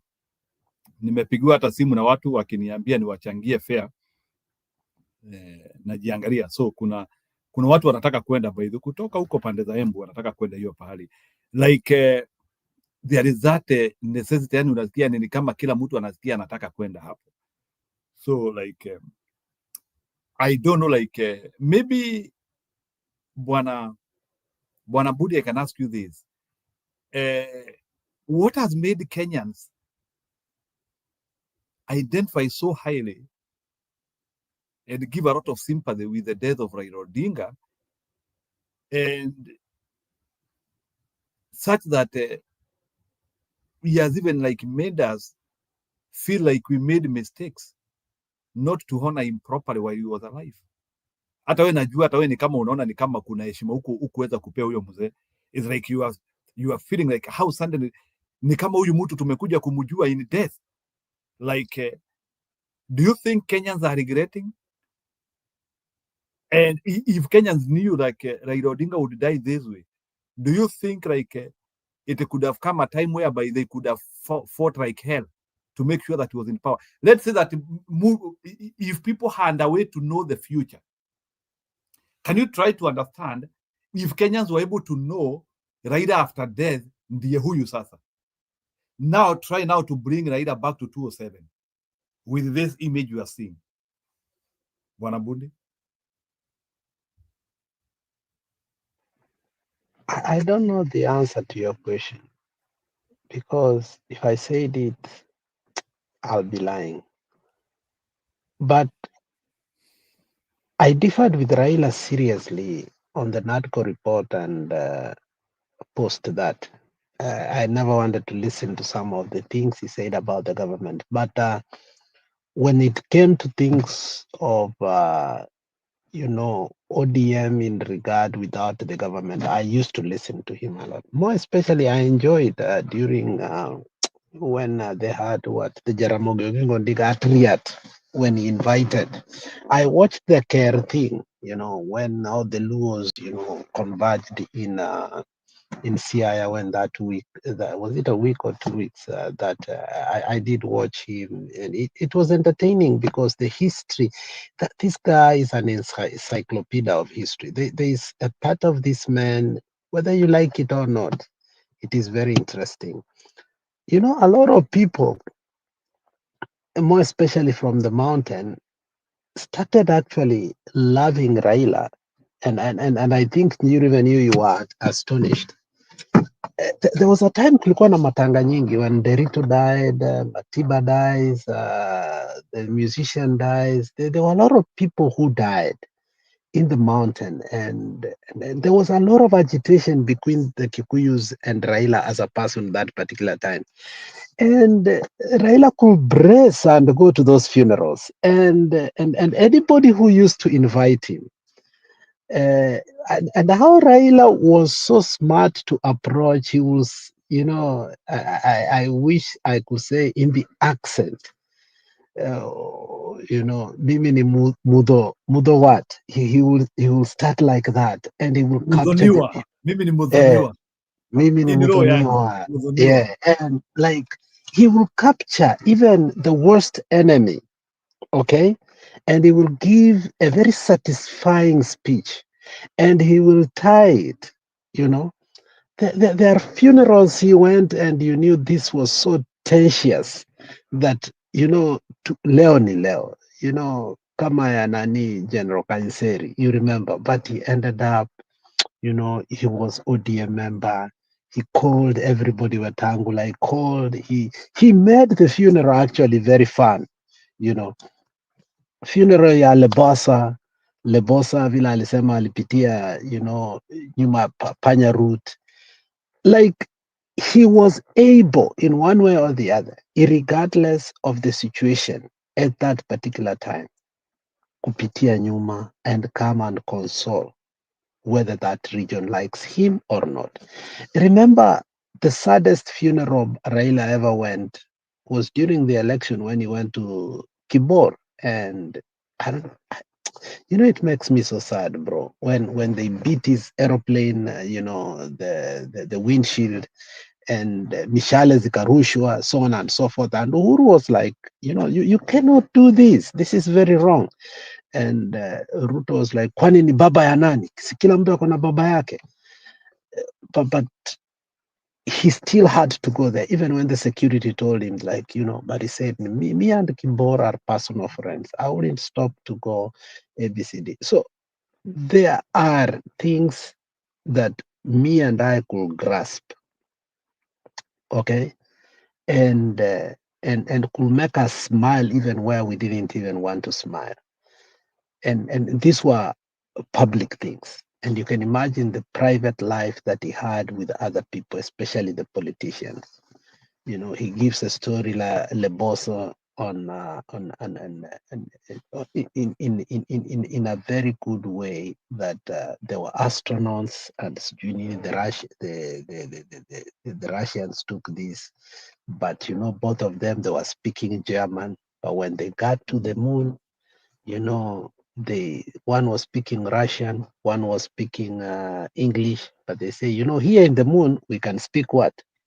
We can speak German. And then how he united, he said how him and Laboso found themselves in the Democratic Convention here, na akamwambia hapa America tunaweza ongea lugha ya chungwa. So that told you a man that knew how to bridge he respected the boundaries of your political views, but on a human level. Yeah. Atwoli just said the other day that he was extremely sick, and Raila basically came and cared for him in the hospital. Okay. And each and every person has their own story. Baraza ambaye alichuna mtu mapua the other time, you should know people. He also, though people castigated, I said, when my job went and the security and everything, it's only Raila who reached me. Despite akaniambia nilifanya vibaya, but hata kama nilifanya vibaya, you deserve the support. Went back to university, and still he worked with her in terms of, previously what they had done together. And everybody has their own story. Deep system. Martha Karua said, I was mad. I called him. I asked him, what are you doing? We had a conversation, and this is what happened. And you look, even people that you thought never used to talk with Baba, they used to talk. So this is a person who transcended what me and you, on a level of pettiness. Once we disagree politically, we think humanly, we must disagree. I think we should learn that on the basis that politics is just a game. It is not life and death. He mastered the art of politics, and that really surprised me. Remember, even after Museveni did what he did, Baba goes to Uganda and we see him with a picture with Kasongo and Museveni. We are so mad. But Baba understands the the aspect of it. It's easy for us to laugh and say yes, I accept, but if it happens to us, it's deeply hurting, more especially like today. I don't know if you heard this, but it pained me that in death, wale watu walikuwa wanavaa sufuria kwa kichwa, si wameenda wameniacha. I really felt bad. Like Ruto saying that, I don't know if you heard that. It was so painful. But, I'll go back to what... And ODM is still reiterating with him. What are Akina Kandi saying after that statement? I don't know. I mean, that's what I'm saying. Like, let's know. He was misquoted. See, and that is what I was saying, that look, me and you could jump in, but what will have Raila said? That's the difference between Raila and you and me. Unaona, we already umekasirika, umeenda on the offensive. But what will have Raila done? This is where I go and I agree with Sifuna. When Kihiga did what he did, Sifuna just wrote and said, typical Baba, the next day you could have seen him with Kihiga having lunch, and that thing could have gone. So his character and how he handled difficult, delicate, very insidious situation, he understood that peace supersedes everything. And how he was aware, the problem is that mindfulness, that being constantly aware. You don't let emotion overcome your reasoning. Like the man was like, for him, he understood when to criticize, when not to criticize. For instance, this video that has been, surfacing lately, whereby Sifuna is literally fighting with Robert Alai, and he about Alai. You can see a father figure, and how Alai remains in ODM, Nani remains in ODM, but when Malala fights with the Faruk Kibet, Ruto is not able to avert that. Malala gets out of the Secretary General, they fire him, and they are not able to sit down and resolve it. So I think Baba, in his own way, I don't know if it was a gift that is beyond a gift. I don't know what it was, but that is the connectedness that people feel. You look at him and say, yes, we may have disagreed, but the man is indisagreeable. He can make his decisions, whether I like it or not, but in the end of the day, if we meet again, those decisions look at somebody like Uhuru Muigai Kenyatta, who I totally believe. I don't know why some people believe that probably he has a pact with Ruto. Who I totally believe that he has no faith in Ruto. But you look at Baba is able to work with Ruto, but at the same time, Uhuru is able to give Ruto the respect. Uhuru is able to give Raila the respect of choosing on how to work and who to work with. And nobody among, you know, the sphere of leaders had a grudge that could say that Raila went with it to the grave. The person that I knew that probably they could have had a grudge, a political grudge, not a personal grudge, may have been, and it is interesting, I'm still waiting for that day. I don't know how Gachagua is going to handle it. I don't know if he already went there secretly and we don't know, which was good. If he had gone there secretly, dealt with the family, gave his condolences without the camera, I believe that's the smartest way to do. On a public level, I wanted to see. I wanted to see how it will happen. But I think Gachagua is also very smart in regard to how he deals with those things, especially, you know, the rhetorics between him and Raila, how they happened. You know, white note for Gachagua being, you know, sanitized. Gachagua alikuwa amepata the worst name that you can ever get in the history of Kenya, Gachieta. And Gachieta really means, you know, Njiru, do you know what Gachieta means? You know, you guys used to say Gachieta, but I don't think you really know what Gachieta means. Gachiedha. I thought it was ilikuwa kutooza Gachagua. Gachiedha. No, Destroying the name. no. Chieth in Luo ni Mavi. Huh?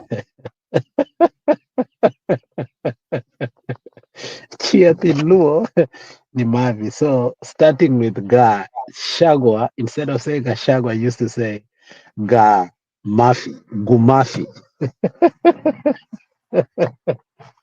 So it's funny though, you So know, Gachiedha to Mavi, eh?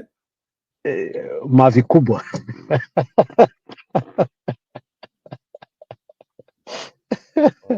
So you know, he used to when he used to say it, more especially in the Luo accent, and Baba himself saying it, you know, Gachiedha.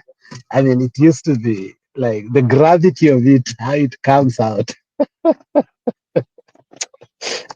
So that alone used to make me laugh a lot. So, but you know, he could give Ruto names and others, but I think what he gave Gachagua, you know, shocked me of all. That was, you know, not the real Raila that I knew. But you could understand how toxic the rhetoric was at that particular time. Huyu mzee, you know, Gachagua could go lethal, but also the mzee went lethal. So on. And that both of them had a knockout politically when they used to punch it. Gachagua didn't go slow, Raila didn't go slow, so both of them received some knockouts. But I don't know but there's a time with all reference with Gachagua. I started listening to Gachagua a lot, trust me, and I listened to him a lot because there's a lot I learned because I never used to listen to him, so I started to listen to him a lot for me to learn the man better than before because I came to understand that my perspective of him was so limited.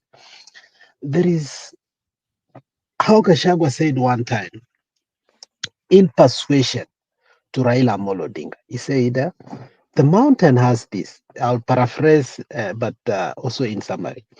And Kalonzo Akoi, na baba anakuanga na zake, hizi ndio kura zake anakuanga nazo. But usually, Baba votes between this time and this time. And therefore, if we do this, if we make this coalition, before Baba goes to vote, he will have become a president. You know, that showed me a different side of Gachagua. I don't know if you remember that. when he was giving that narration. He gave it twice. Then I sat down, I said, is Gachagua persuading Baba that he's going to, if Baba agrees, he's going to throw his heart on him? Is this Gachagua saying this? So I saw different, Gachagua that I had never seen before. And I listened to that thing like 100 times because the way he used to, I don't know if you can get it. You can get it on TikTok and put it here because the way Gachagua alikuwa amepiga hiyo mpira yake, to be honest, it's a very good calculation that had Baba agreed to it, I don't see how Baba could not have been declared the president, regardless of what. But that one is a political thing. We don't know if it came from his heart or not. But how he was saying it, and you could see some genuineness from it, which told me that Gachagua was more than willing to work with Raila. Okay, so that is the Baba that people, are going to give flowers to Bondo. It has become a shrine that, as a badge of respect, that a man that unified a country without our knowledge until his death now even solidified the country. The man who unified the country, and he was not appreciated, but when he died, he solidified the country together through his money, and he continues to do so for the hope and the respect that the government too may replicate his values so that he can respect the voice of the people. I saw the Tanzanians also, because they were not allowed to come when they got to the border, the opposition leaders sent by Tundu Lissu were barred from coming. I saw Bisinje trying to say, give me an opportunity to go mourn my friend. I saw Riek Machar, also from Southern Sudan, saying, I need to go mourn my friend. I saw many other leaders who wanted to come. They did not get the opportunity. Finally, the former president for Nini had an opportunity to come for Ghana. You saw the outpouring and you saw the kind words he said.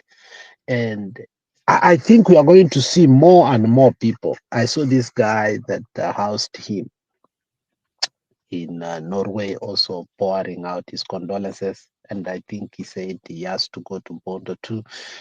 There are too many. You cannot, keep up with them. But every time I come up with somebody giving us a different perspective of Baba, I really feel well, about it. Today, the person who wrote a bad statement about Gachagua the impeached Gachagua Dennis Onyango came out and gave his side of Baba, which was interesting because, whatever I've known about Dennis sometimes is not what he showed today. I've seen his pilot come out and give, a side of him. I've seen his driver for 20 years come out and give his side of him. I didn't know that Baba was an institution. We used to say he's an institution, but I didn't know, how institutionalized he was. Like when Baba was moving, he was moving with a contingency of people from aides to bodyguards to drivers to pilots. Like, yani, his life was not a life. There's a time Sifuna said that, when Baba gets out of the house, people do not understand the security details and the people that are moving with him. I never took that with a deep interrogation of my mind. But now that all these people are coming out, all these people are coming out and, talking. Like before Baba goes to sit in front of us on a TV and talk, like the people who surrounded him before he came for us just to see his face. I didn't know it was a contingency of people like 200 to 300 people before just Baba sits there, from his doctor, man, it is just so entertaining to realize how that man lived his life. The man had his own kingdom, one.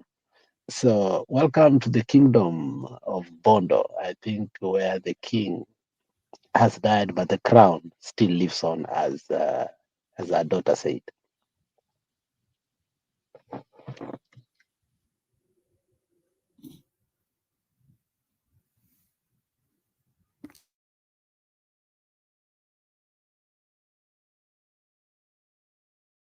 Wacha nikuwekee mamako hapa kidogo, alafu tuendelee. So wacha nikuvu I don't know, but are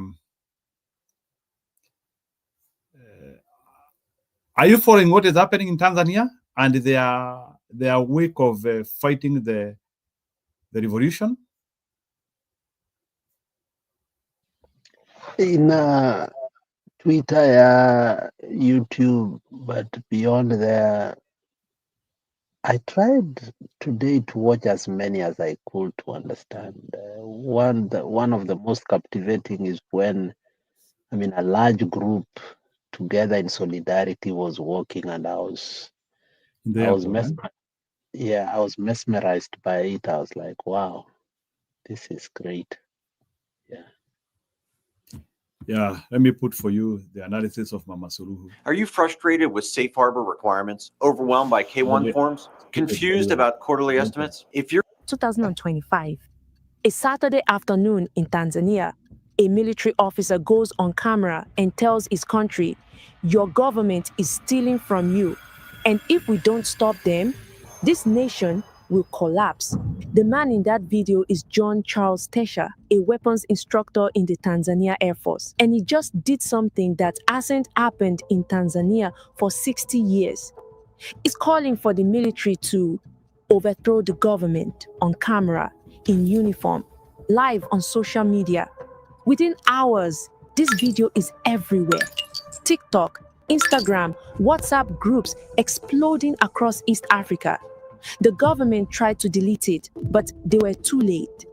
2 days later, Tesha is discharged. His whereabouts are unknown. So, why would a decorated officer throw away his entire career like this? What could make someone that desperate? The answer is President Samia Suluhu Hassan, Tanzania's first female president, the woman everyone thought would be different. Turns out, she's different, just not in the way people hoped. And that's where this story really begins.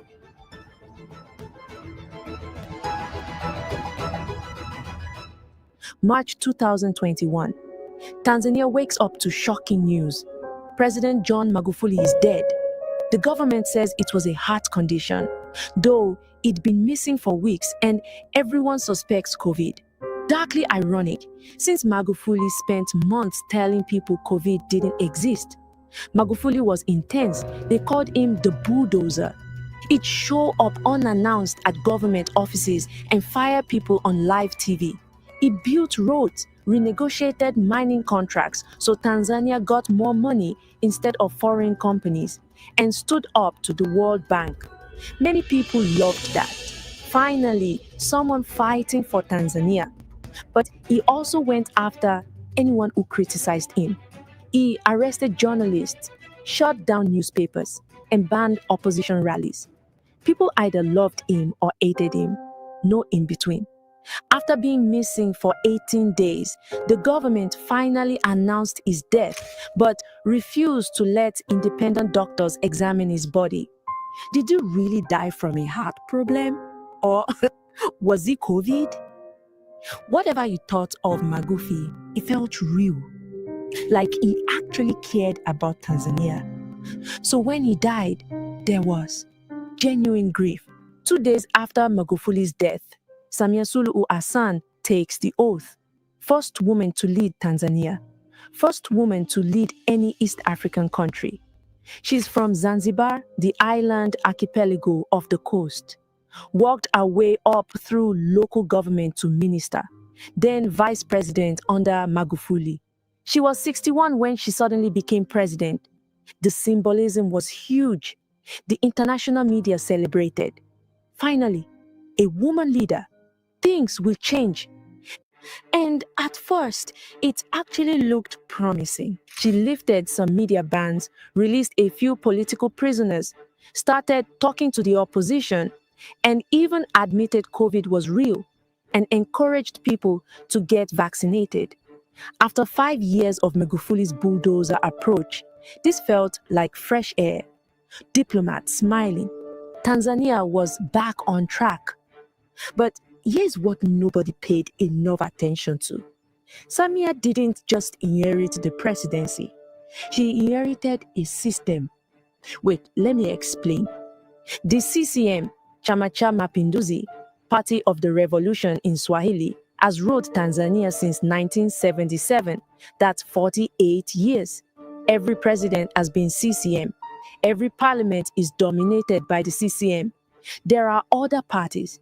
Elections happen. But somehow, CCM always wins. Every single time. This party was formed in 1977, right after independence, when the mainland and Zanzibar's ruling parties merged. They wanted to unite the country under one vision, and that vision came from Julius Nyerere, Tanzania's first president. He believed in African socialism, self-reliance, and dignity for all. At the time, these were noble ideas. A united Tanzania building itself up without depending on former colonial masters. But here's what happens when one party rules for almost 50 years. The ideology fades away, the power stays, and eventually, staying in power becomes the only goal that matters. If you have a 700 plus credit score, you qualify for Chase's new program where you can access up to 100. Surrounding Samia, the old guard, former presidents, retired generals, wealthy businessmen with government contracts. These are people who've survived every administration, every reform, every promise of change. They are not going anywhere, and they have no interest in letting a woman from Zanzibar dismantle what they've built. So Samia had a choice: fight them and risk losing power, or work with them and stay president. She chose power. 2021, reform started. 2022, they slowed down. 2023, they stopped. By 2024, we are back to the old playbook. Media crackdowns, opposition arrested. The woman who promised change has become the system. The question is no longer whether she changed, but how far she was willing to go to stay in power. Do you want proof? Let me show you. August 11, 2024. Police arrest over 500 people in one day. Opposition leaders, youth activists, journalists, all detained ahead of International Youth Day. Among them, Tundu Lissu, the main opposition leader, Freeman Mbowe, party chairman, John Emeka, secretary general, 500 youth supporters, 5 journalists. They are released within days, just long enough to send a warning. 3 weeks later, police made it official. All opposition protests are banned. You can't gather, you can't march, you can't demonstrate. But something even more horrifying was already happening. People were disappearing. The Tanganyika Law Society, Tanzania's bar association, documented 83 cases. 83 people who vanished under mysterious circumstances. People like Dionys Kipanya, Chadema party official. July 26th, he gets a phone call. Leave home, never seen again. Deusdedit Soka and Jacob Godwin Imlay, both young Chadema activists. August 18th, witnesses say men claiming to be police took them. Still missing. Frank Mbise, motorcycle taxi driver. Same day as Soka and Imlay. Wrong place, wrong time. Also gone. Then, September 6th, 2024, Ali Mohammed Kibao, senior Chadema member, is traveling by bus from Dar es Salaam to Tanga. He was abducted in broad daylight. Witnesses saw men take him. 2 days later, his body was found dumped near the shore. The autopsy reveals severe beating, torture, and acid poured on his face. After Kibao's death, everything changed. People stopped talking openly. Activists went quiet on social media. Everyone understood. if they can do this to a senior opposition official in broad daylight, nobody is safe. By October 2024, families were desperate. Their loved ones had vanished. No answers, no justice. Then one of Tanzania's biggest newspapers, The Citizen, posted an animated video showing a cartoon character resembling President Samia sitting on a couch, remote in her hand, flipping through TV channels. On every channel, real families appeared, families whose loved ones had disappeared. People like Edgar Mwakalebela, who was abducted, Johari Songoro, whose husband vanished in May, Yusuf Chola, whose son was taken in August. At the end, the cartoon president looks visibly upset by all the complaints. The video went viral. Finally, someone had shown what everyone was whispering about. The government's response? Suspended the entire media company for 30 days. Not just The Citizen, all their platforms, their website, their social media, everything offline. The reason? The animation armed national unity. The Tanzania Communication Regulatory Authority said the content threatened peace and stability. But here's the thing. The families in that animation are real. Their missing loved ones are also real. The newspaper didn't just make the story up. They just showed it. Online, the debate exploded. Some defended the president. They are only attacking her because she's a woman. Men can't handle a female leader. Others fired back. Stop hiding behind gender. This is about freedom of speech. A dictator is a dictator, male or female. The gender debates become a distraction from the real question. What happened to those missing people? Which brings us to this man, Tundu Lissu, the main opposition leader, the guy the government really wants to silence, and they've tried before. You see, in September 2017, Lissu walks to his car after a parliament session. Gunmen open fire. 16 bullets hit him. He survives, barely. Spends 3 years in exile recovering, 19 surgeries. The attackers were never found. January 2023, he comes back to Tanzania, rebuilds the opposition, becomes party chairman, and then April 9th, 2025, police show up at his door with charges of treason, which carries the death penalty in Tanzania. His crime, giving a speech calling for electoral reforms. That's it. He said the election system needs fixing. They scheduled his trial, then postponed it. Scheduled again, postponed again. This has happened 5 times now. You know why? Because the trial isn't the point. Keeping him locked up is the point.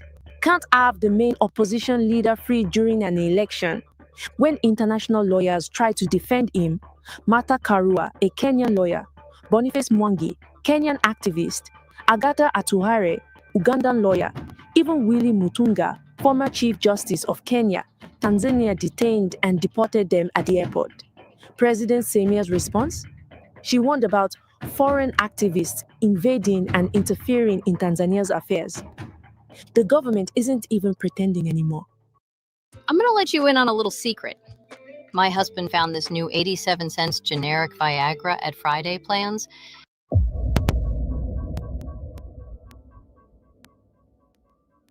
Now come October 18, 2025, 2 weeks after Tasha's video, something unexpected happened at the Kenya-Tanzania border. John Heche, deputy chairman of Chadema, the opposition party, tries to cross into Kenya to attend Raila Odinga's funeral. Kenya's former prime minister, opposition leader for decades, Pan-African icon. Immigration officials took Heche's passport and detained him. No reason given. He pulls out his phone, starts filming, then posted it online. Within 3 hours, hundreds of people show up. Young people, Kenyans and Tanzanians together. Most have never met Heche. They just saw the video and decided enough is enough. They surround the immigration office. No violence, no property damage, just people with their smartphones, making sure the world watches. 6 hours later, the government releases him. Think about that. A government that makes people disappear, that keeps opposition leaders in prison for months. They backed down in 6 hours because of a crowd with cameras. The youth just learned something powerful. When you show up together and the world is watching, governments think twice. Oh, and here's the best part. While opposition members were detained at the border, guess who attended Raila's funeral representing Tanzania? Vice President Philip Mpango, government ministers, former President Jakaya Kikwete, and businessman Rostam Aziz. Remember those last two names? They're about to come up again. Now, let's circle back to Captain Tasha, because everything I just told you, the disappearances, Lusu in prison, the border detention, Tasha saw all of it. And on October 4th, he decided he has had enough. I don't blame him. And you see, for over 2 hours, he talked. He accused specific people. Former President Kikwete, businessman Rostam Aziz, the same people I told you that attended Raila's funeral. He called them the deep state. He said they've been looting the country for years. He listed corruption scandal, the Richmond Energy deal, Tegeta escrow fraud, mining concessions sold cheap to cronies. Then his demand, the military should take over the government, stop the fake election coming up, investigate Magufi's death. Because you see, Tasha saw Magufi as a patriot, someone who stood up for Tanzania against foreign control. Tasha believes Samia and the CCM killed him, maybe not directly, but he thinks they are responsible. So in his mind, calling for a coup isn't treason, but loyalty. The video goes viral. People start calling him Ibrahim Traore wa Tanzania, comparing him to the soldier who took over Burkina Faso. But his message still spreading. Which brings us to now, Election Day, October 29th, 2025, just days away as I'm recording this. Samia is on the campaign trail. CCM is running a full campaign, billboards everywhere, rallies, the whole show. But here's the setup. Main opposition leader, still in prison, facing the death penalty.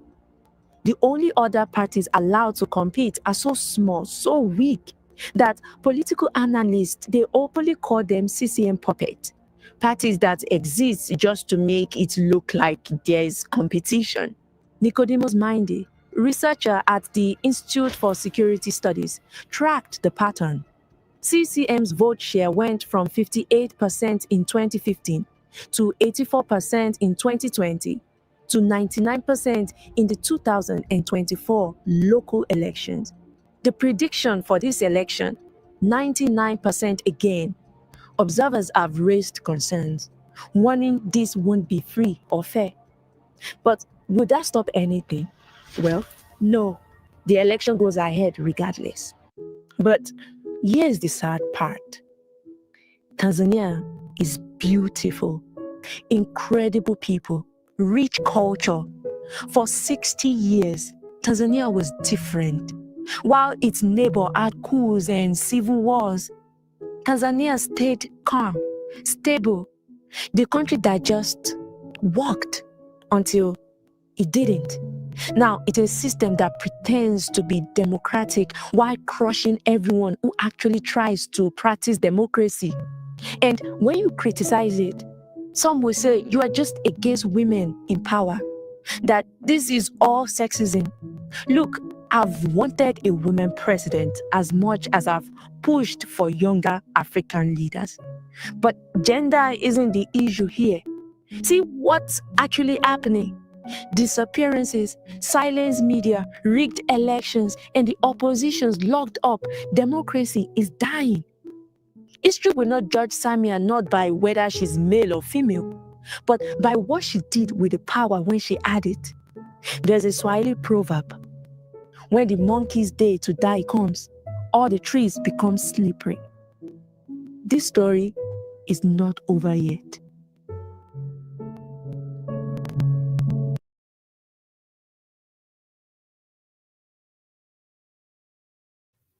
Bwana Mbundi, can you react to that? Has Tanzania finally discovered themselves?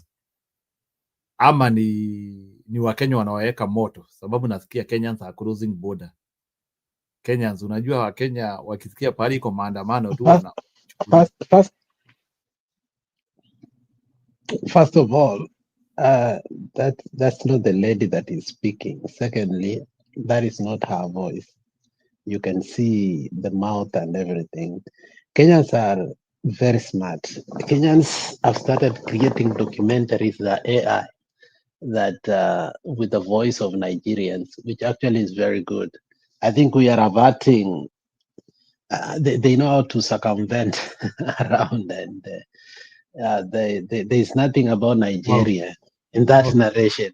That's AI, which is very good, and I love that.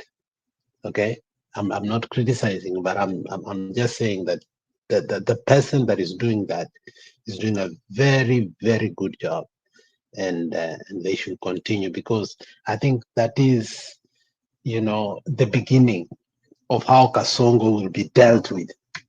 We are, I think if this is what the GNCs are planning to bombard him with the media and everything, I think it's going to be difficult.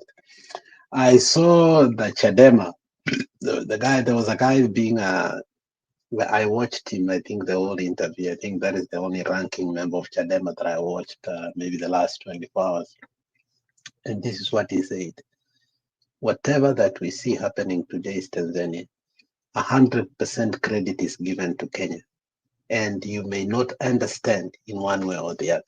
And the other thing he said was for us to tell our leader not to get out of because they wanted to release him, by the way, Tundu Lissu, and Tundu Lissu in the much circulated video whereby he says, mimi sitoki huku, wacha tarehe 29 msiseme ni mimi, kwa maana ABCD, Tundu Lissu decides to stay in the custody until after election because it was a setup. But I think the people of Tanzania have had it enough. If you remember how Tanzania democracy works, when you're chosen a presidential candidate through CCM, the first thing you take over is the chairmanship of CCM. It took a long time for Kikwete to relinquish the chairmanship of CCM to Magufuli. In fact, even after Magufuli became the president, he was still not in charge of CCM.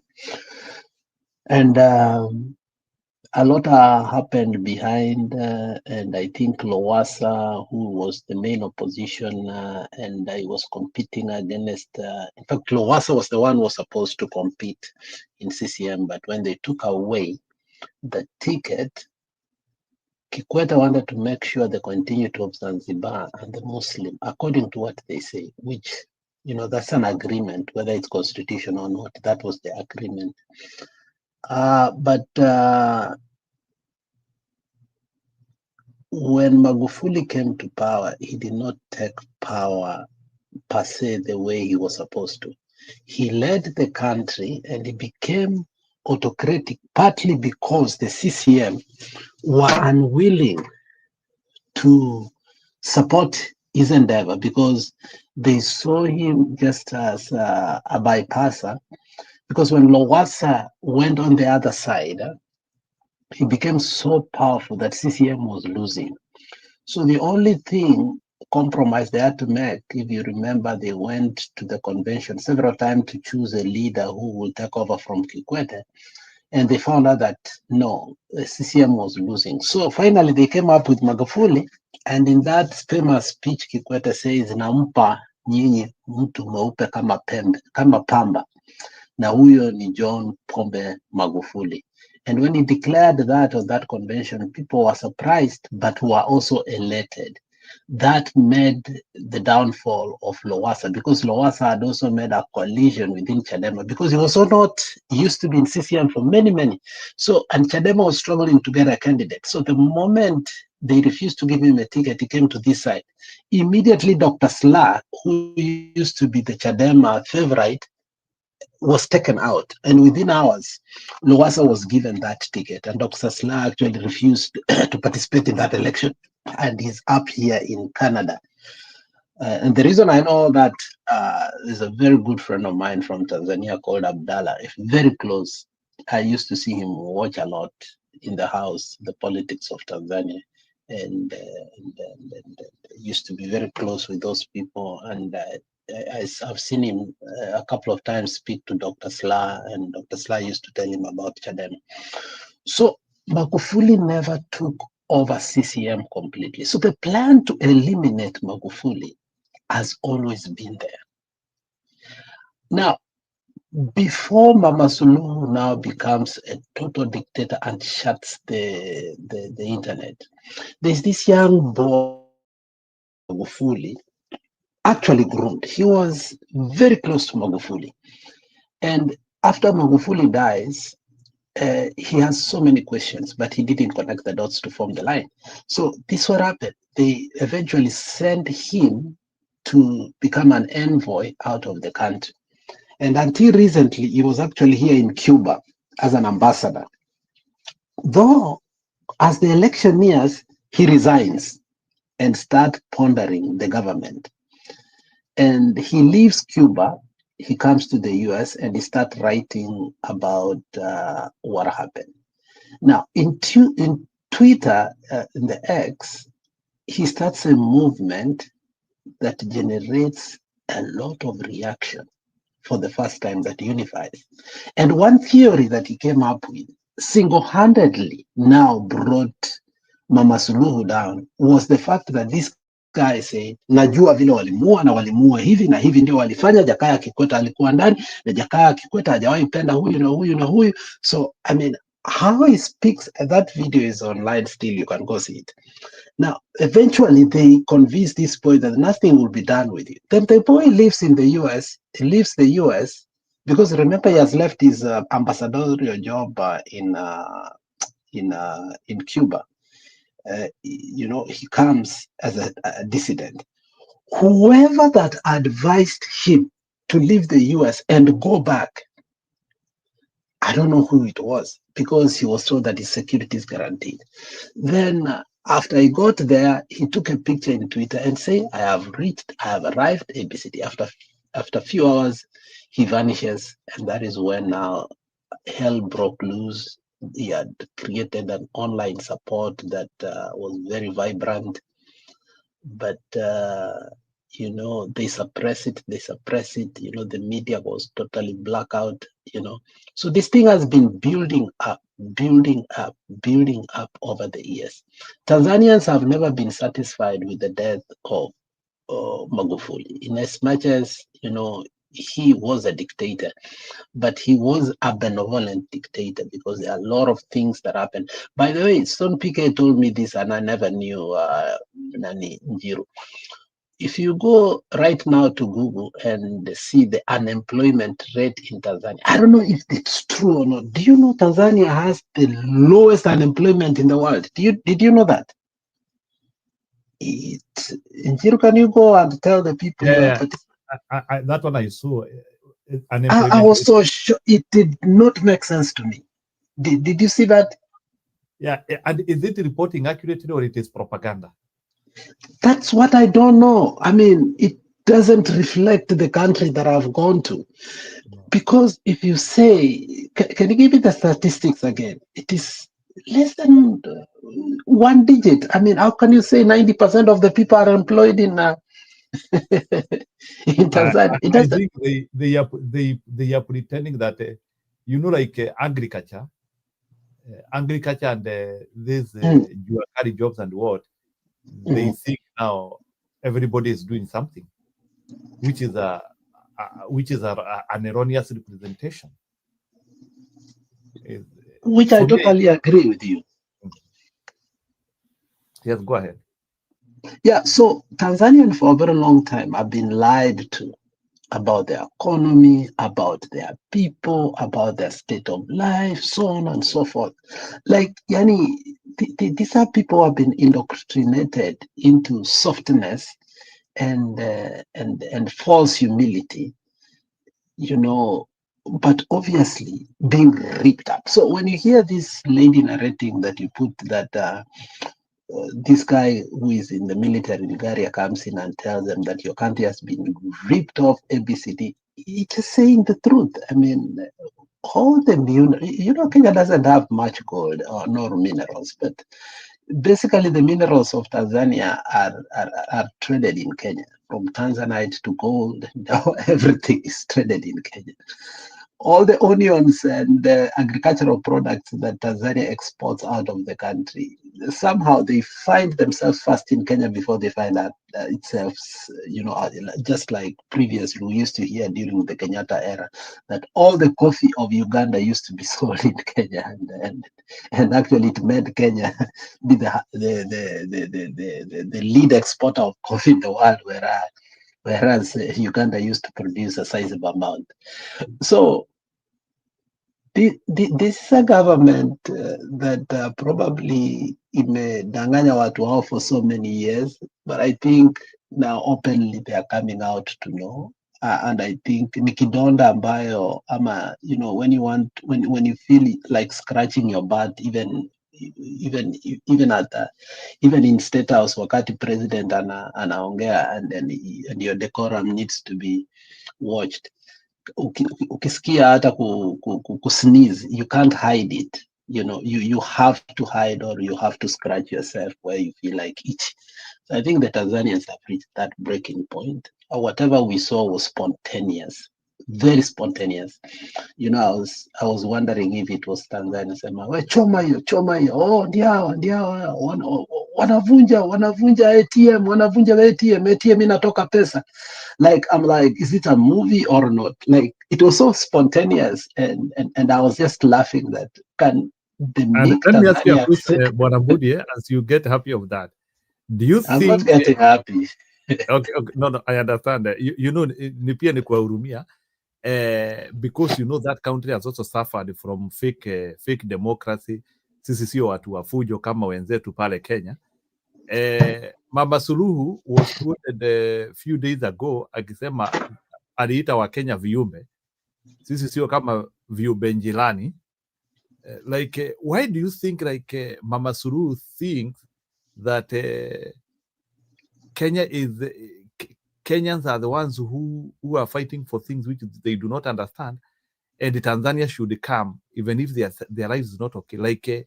Why should Samia Suluhu always vilify Kenya in terms of asking for their rights, and think that Kenya is a bad example for Tanzania? It's the nature of Tanzania. Tanzanians disregard Kenyans in many ways, by the way. I don't know if it's Nyerere who started this nonsense. It's not a Suluhu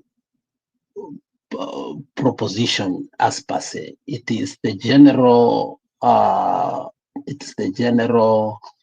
Tanzanian attitude towards Kenyans. You ask any genuine Tanzanians, he will tell you the perspective and the attitude. You can see it towards Kenyans is our watu sijui ABCD ni wakabila, so on and so forth. But I think with the media, most especially social media, I think it has opened more especially the young people to understand that no. And the education system, as this musician who was recently sick, and who was educated in Kenya and whose music actually did in Kenya better than was telling their people that Wakenya elimu yao sio kama elimu yetu. Wakenya ni watu wa global.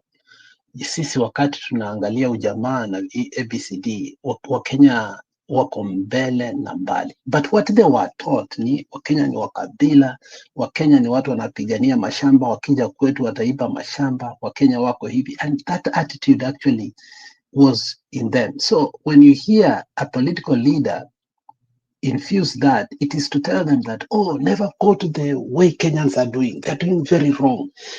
But during the GNZ Maandamano, you could see some clip Tanzanians question a lot. I remember one girl who went viral saying, Wakenya ni vichaa kweli, wanamuita rais wao Kasongo, wao vichwa vyao ni vizuri kweli. Like they were wondering the things we can do and the things we can say. But they came to realize democracy does not work in meekness. I think they've come to know that change will never come in the attitude that they have. And I think through what we have done, obviously, they've come to learn that I think they must change their approach. And I think in changing their approach, when they got the opportunity, which has built up for years, I think they showed it in full swing. You can almost tell that if there were people that were disappointed or they were betrayed, it was the Tanzanians by the military. The military betrayed them, because these are people who literally took over the country, and they even gave the military the opportunity to take over. And I think the military chickened out. I think theirs was spontaneous. I think theirs was nationwide, and theirs was I can say it was successful, because I hear Jakaya Kikwete is gone. I hear the properties for Mama Suluhu are destroyed. I hear his son's properties in Dar es Salaam are destroyed. I hear the gas stations for Kikwete, who owns almost 90% of the petrol station in Tanzania, are totally destroyed. It's just not a political havoc. It's an economic havoc they are doing to their political leaders. Total political havoc to the political leaders and their affiliates. I hear that they have totally unsubscribed from people like Diamond, so on. You cannot hear Diamond and Harmonize and Sushi anywhere right now. Like they are running totally away because of the wrath. It was too spontaneous but very effective. You know, it was a domino effect that was felt within the circle. With all the media blockage and gagging, still we were able to see all that, you know, coming out with all the media gagging. So I'm not sure the future of Tanzania, but I don't think the politicians are going to remain the same. Neither will CCM remain the same. Let's wait if Tundu Lissu will be released. Let's wait if they are going to be more autocratic. The problem is that we were told Ruto, if not taken out, is going to be more autocratic, which is actually becoming. I just told you that Ruto just made the worst statement you can ever make of a fallen hero, that wale watu ambao walikuwa wanabeba masufuria sasa wote wameenda, in reference to Raila Amolo Odinga. Very painful to a person who averted, you know, the coup against the man. So I think the Tanzanians should learn that negotiating with somebody like Suluhu is a waste of time. They must push it to the very end. Where we left it, for them, they must go a notch higher. And they must demand nothing less than that election to be nullified, than ours was nullified in 2017, a fresh election to take over, but not by the same electoral body. Neither should the CCM, you know, choose the electoral body that is better. So I think moving forward, I don't know if they are going to talk and extend an olive arm. Obviously they will, but to who? Because all the opposition parties are, you know, were blocked. So I think game lazima ianze vizuri.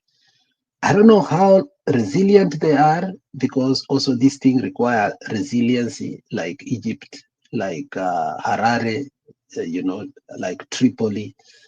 Resilience, ensure that no retreat, no surrender. If they can again go today, tomorrow, by the weekend, I think Suluhu should be gone by Monday. I think they haven't handled anything like this before. You know, for us, our military since 2007 and the GSU was militarized. So I think somehow they are ready for events like this. But I don't think Tanzanians are ready for events like this. They can only bring the army, not the police, to handle such kind of things. So if these people push 2-3 days in a row, I think it will be the fall of CCM. But if they retreat Right now, I think people like Kikwete, who wants to stay in power by all necessary means, will come after them again. So they need to learn from us that when you reach a breaking point, do not retreat. You rather shed blood, but make sure you come out of the dilemma they are. So let me ask you a question, Bwana Mbudi. So in terms of what is happening in Tanzania, and you know now Suluhu has been declared a winner definitely of the election, and the opposition is in a disarray. Some of them are in arrest, and bad things have already happened to them, and the people are protesting. Do you think Tanzania, whichever the way it goes, do you think they might want the Kenyan approach of 2007 of either like wanting because you know for them they are in a process. Do you think they might now want a government of national unity, where maybe Suluhu might now want to seek for a more extended government, or even try to borrow from even what akina Ruto wanafanya, you wanaita broad-based government? Do you think it is the new era of solutions, or not solutions? Do you think it's the new era of government pretending to be inclusive, but it's a way of they want to silence their critics? This idea of pretending to make an inclusive government. Do you think that one is a model, or Tanzania seems to be more fueled and they could actually topple the government? Which one do you think is probable from where you are seeing? You know, Tanzania is a very funny country, very funny country. And I wish Stone PK was here to elevate, because he does talk about there's an unwritten rule, which is not constitutional, that the biggest tribe cannot take power. You know that. The Chagas are like the Kikuyus, okay? And Tanzania has 140 something tribes. Tanzania is a vast, huge country, bordering Kenya, Burundi, Nini, Malawi, Zambia, you know, DRC, so on and so forth. I mean, it's a huge, huge country in itself, okay? And agriculturally, Tanzania is very vibrant. Why? Because for them, they don't have land, neither do they have desert and desertification. So it's a very arable land. So the political situation in Tanzania is a little bit complex, because those unwritten rules must end. For instance, a Chaga can never be a president. And, you know, the rotation of presidency between the Zanzibar and the mainland Tanganyika. So I don't think Tanzania is going to remain the same. A Christian, a Muslim. You know, there are so many unwritten rules in Tanzania that, because of the wisdom of Nyerere, whether it was wisdom or no, I don't know, man. But I don't think it's going to be the same. So when we talk about the coalition or restructuring the government, I think it's going to open more worms than Kenya had. You know, if they go tribal, my friend, it's going to be bad, because you can't handle 144 tribes. It's not like Zimbabwe that has the Shoma and the Ndembe. I mean, it's totally a different ballgame. Unaelewa? So, and then it has the Muslim and Christian issue. Okay, then it has the complex issues of the DRC on the other side, of Kagame, the M23, so on and so forth. So I hope all these things that have been suppressed for years, that they've been boasting about, you know, as how sio Kabila or sio Nini, but just been suppressed by unwritten rule instead of dealing with it. And the Chagas being the business, or the Kikuyus of there, who are not allowed to hold any prominent position. And, you know, like, and this rule that is unwritten, that you can't have a kingpin from, like Gashago can't be a kingpin of the Kikuyus. Those were the unwritten rules. You can't come out and be a kingpin like the way Lowassa who was a Maasai, respectedly from the Maasai region, for him it was a different ballgame. Lakini Msukuma, sijui nini, Mkuria, sijui nini, could not come out, clandestinely, openly, the way we come out, like Raila, though is nini, but here ni Mjaluo, nini. So we were branded as tribalist, but obviously in one way or the other, there was a healing nature of us because we really dealt with the national issues and tribes, and we've learned to make coalition based on that, because that's how politics in definition is a way of life. But for them, they were lied to, they ignored. But somehow now, but there are factions that are able to unite because of religion, more especially the Muslim, and that's why Kikwete has used that as a beginning chip to continue to exert power since the military. Kikwete was in the military, general for Nani, for Mwalimu Nyerere.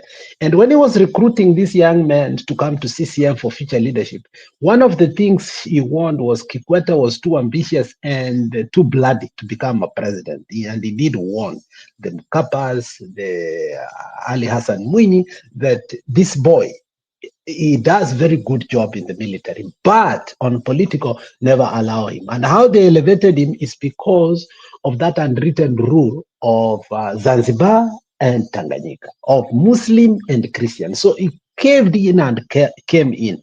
Now, if you hear Tanzanians, the biggest complaint is Kikwete, not even Suluhu, that Kikwete is the de facto president. Okay? And he messed up for 10 years. And now he has come back to power through Suluhu. All what is happening is dealing with what the reforms Magufuli was doing because of the mess up that he had done. Because Magufuli also saw the mess that CCM was in. So the coalition is not going to be easy.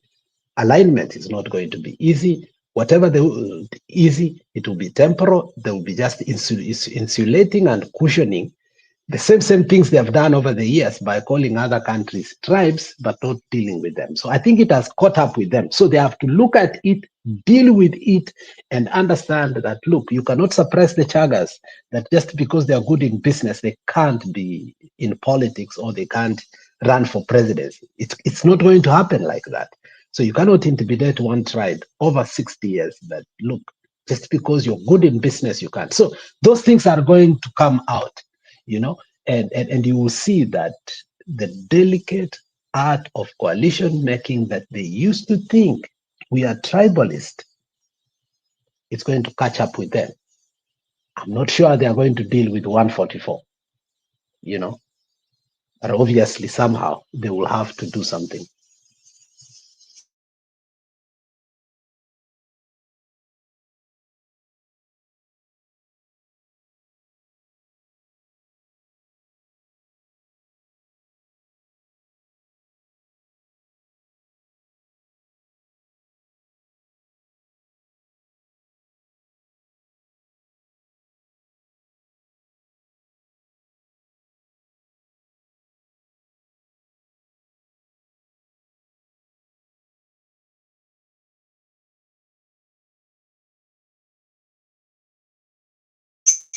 Zero ni kama umeenda.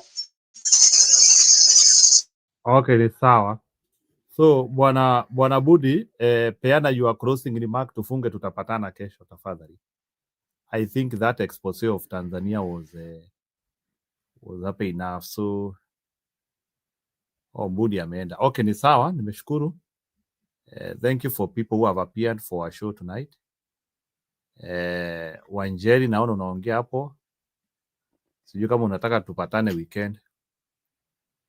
But ni sawa. Anyway, nimeshukuru. Shalom, tupatane kesho.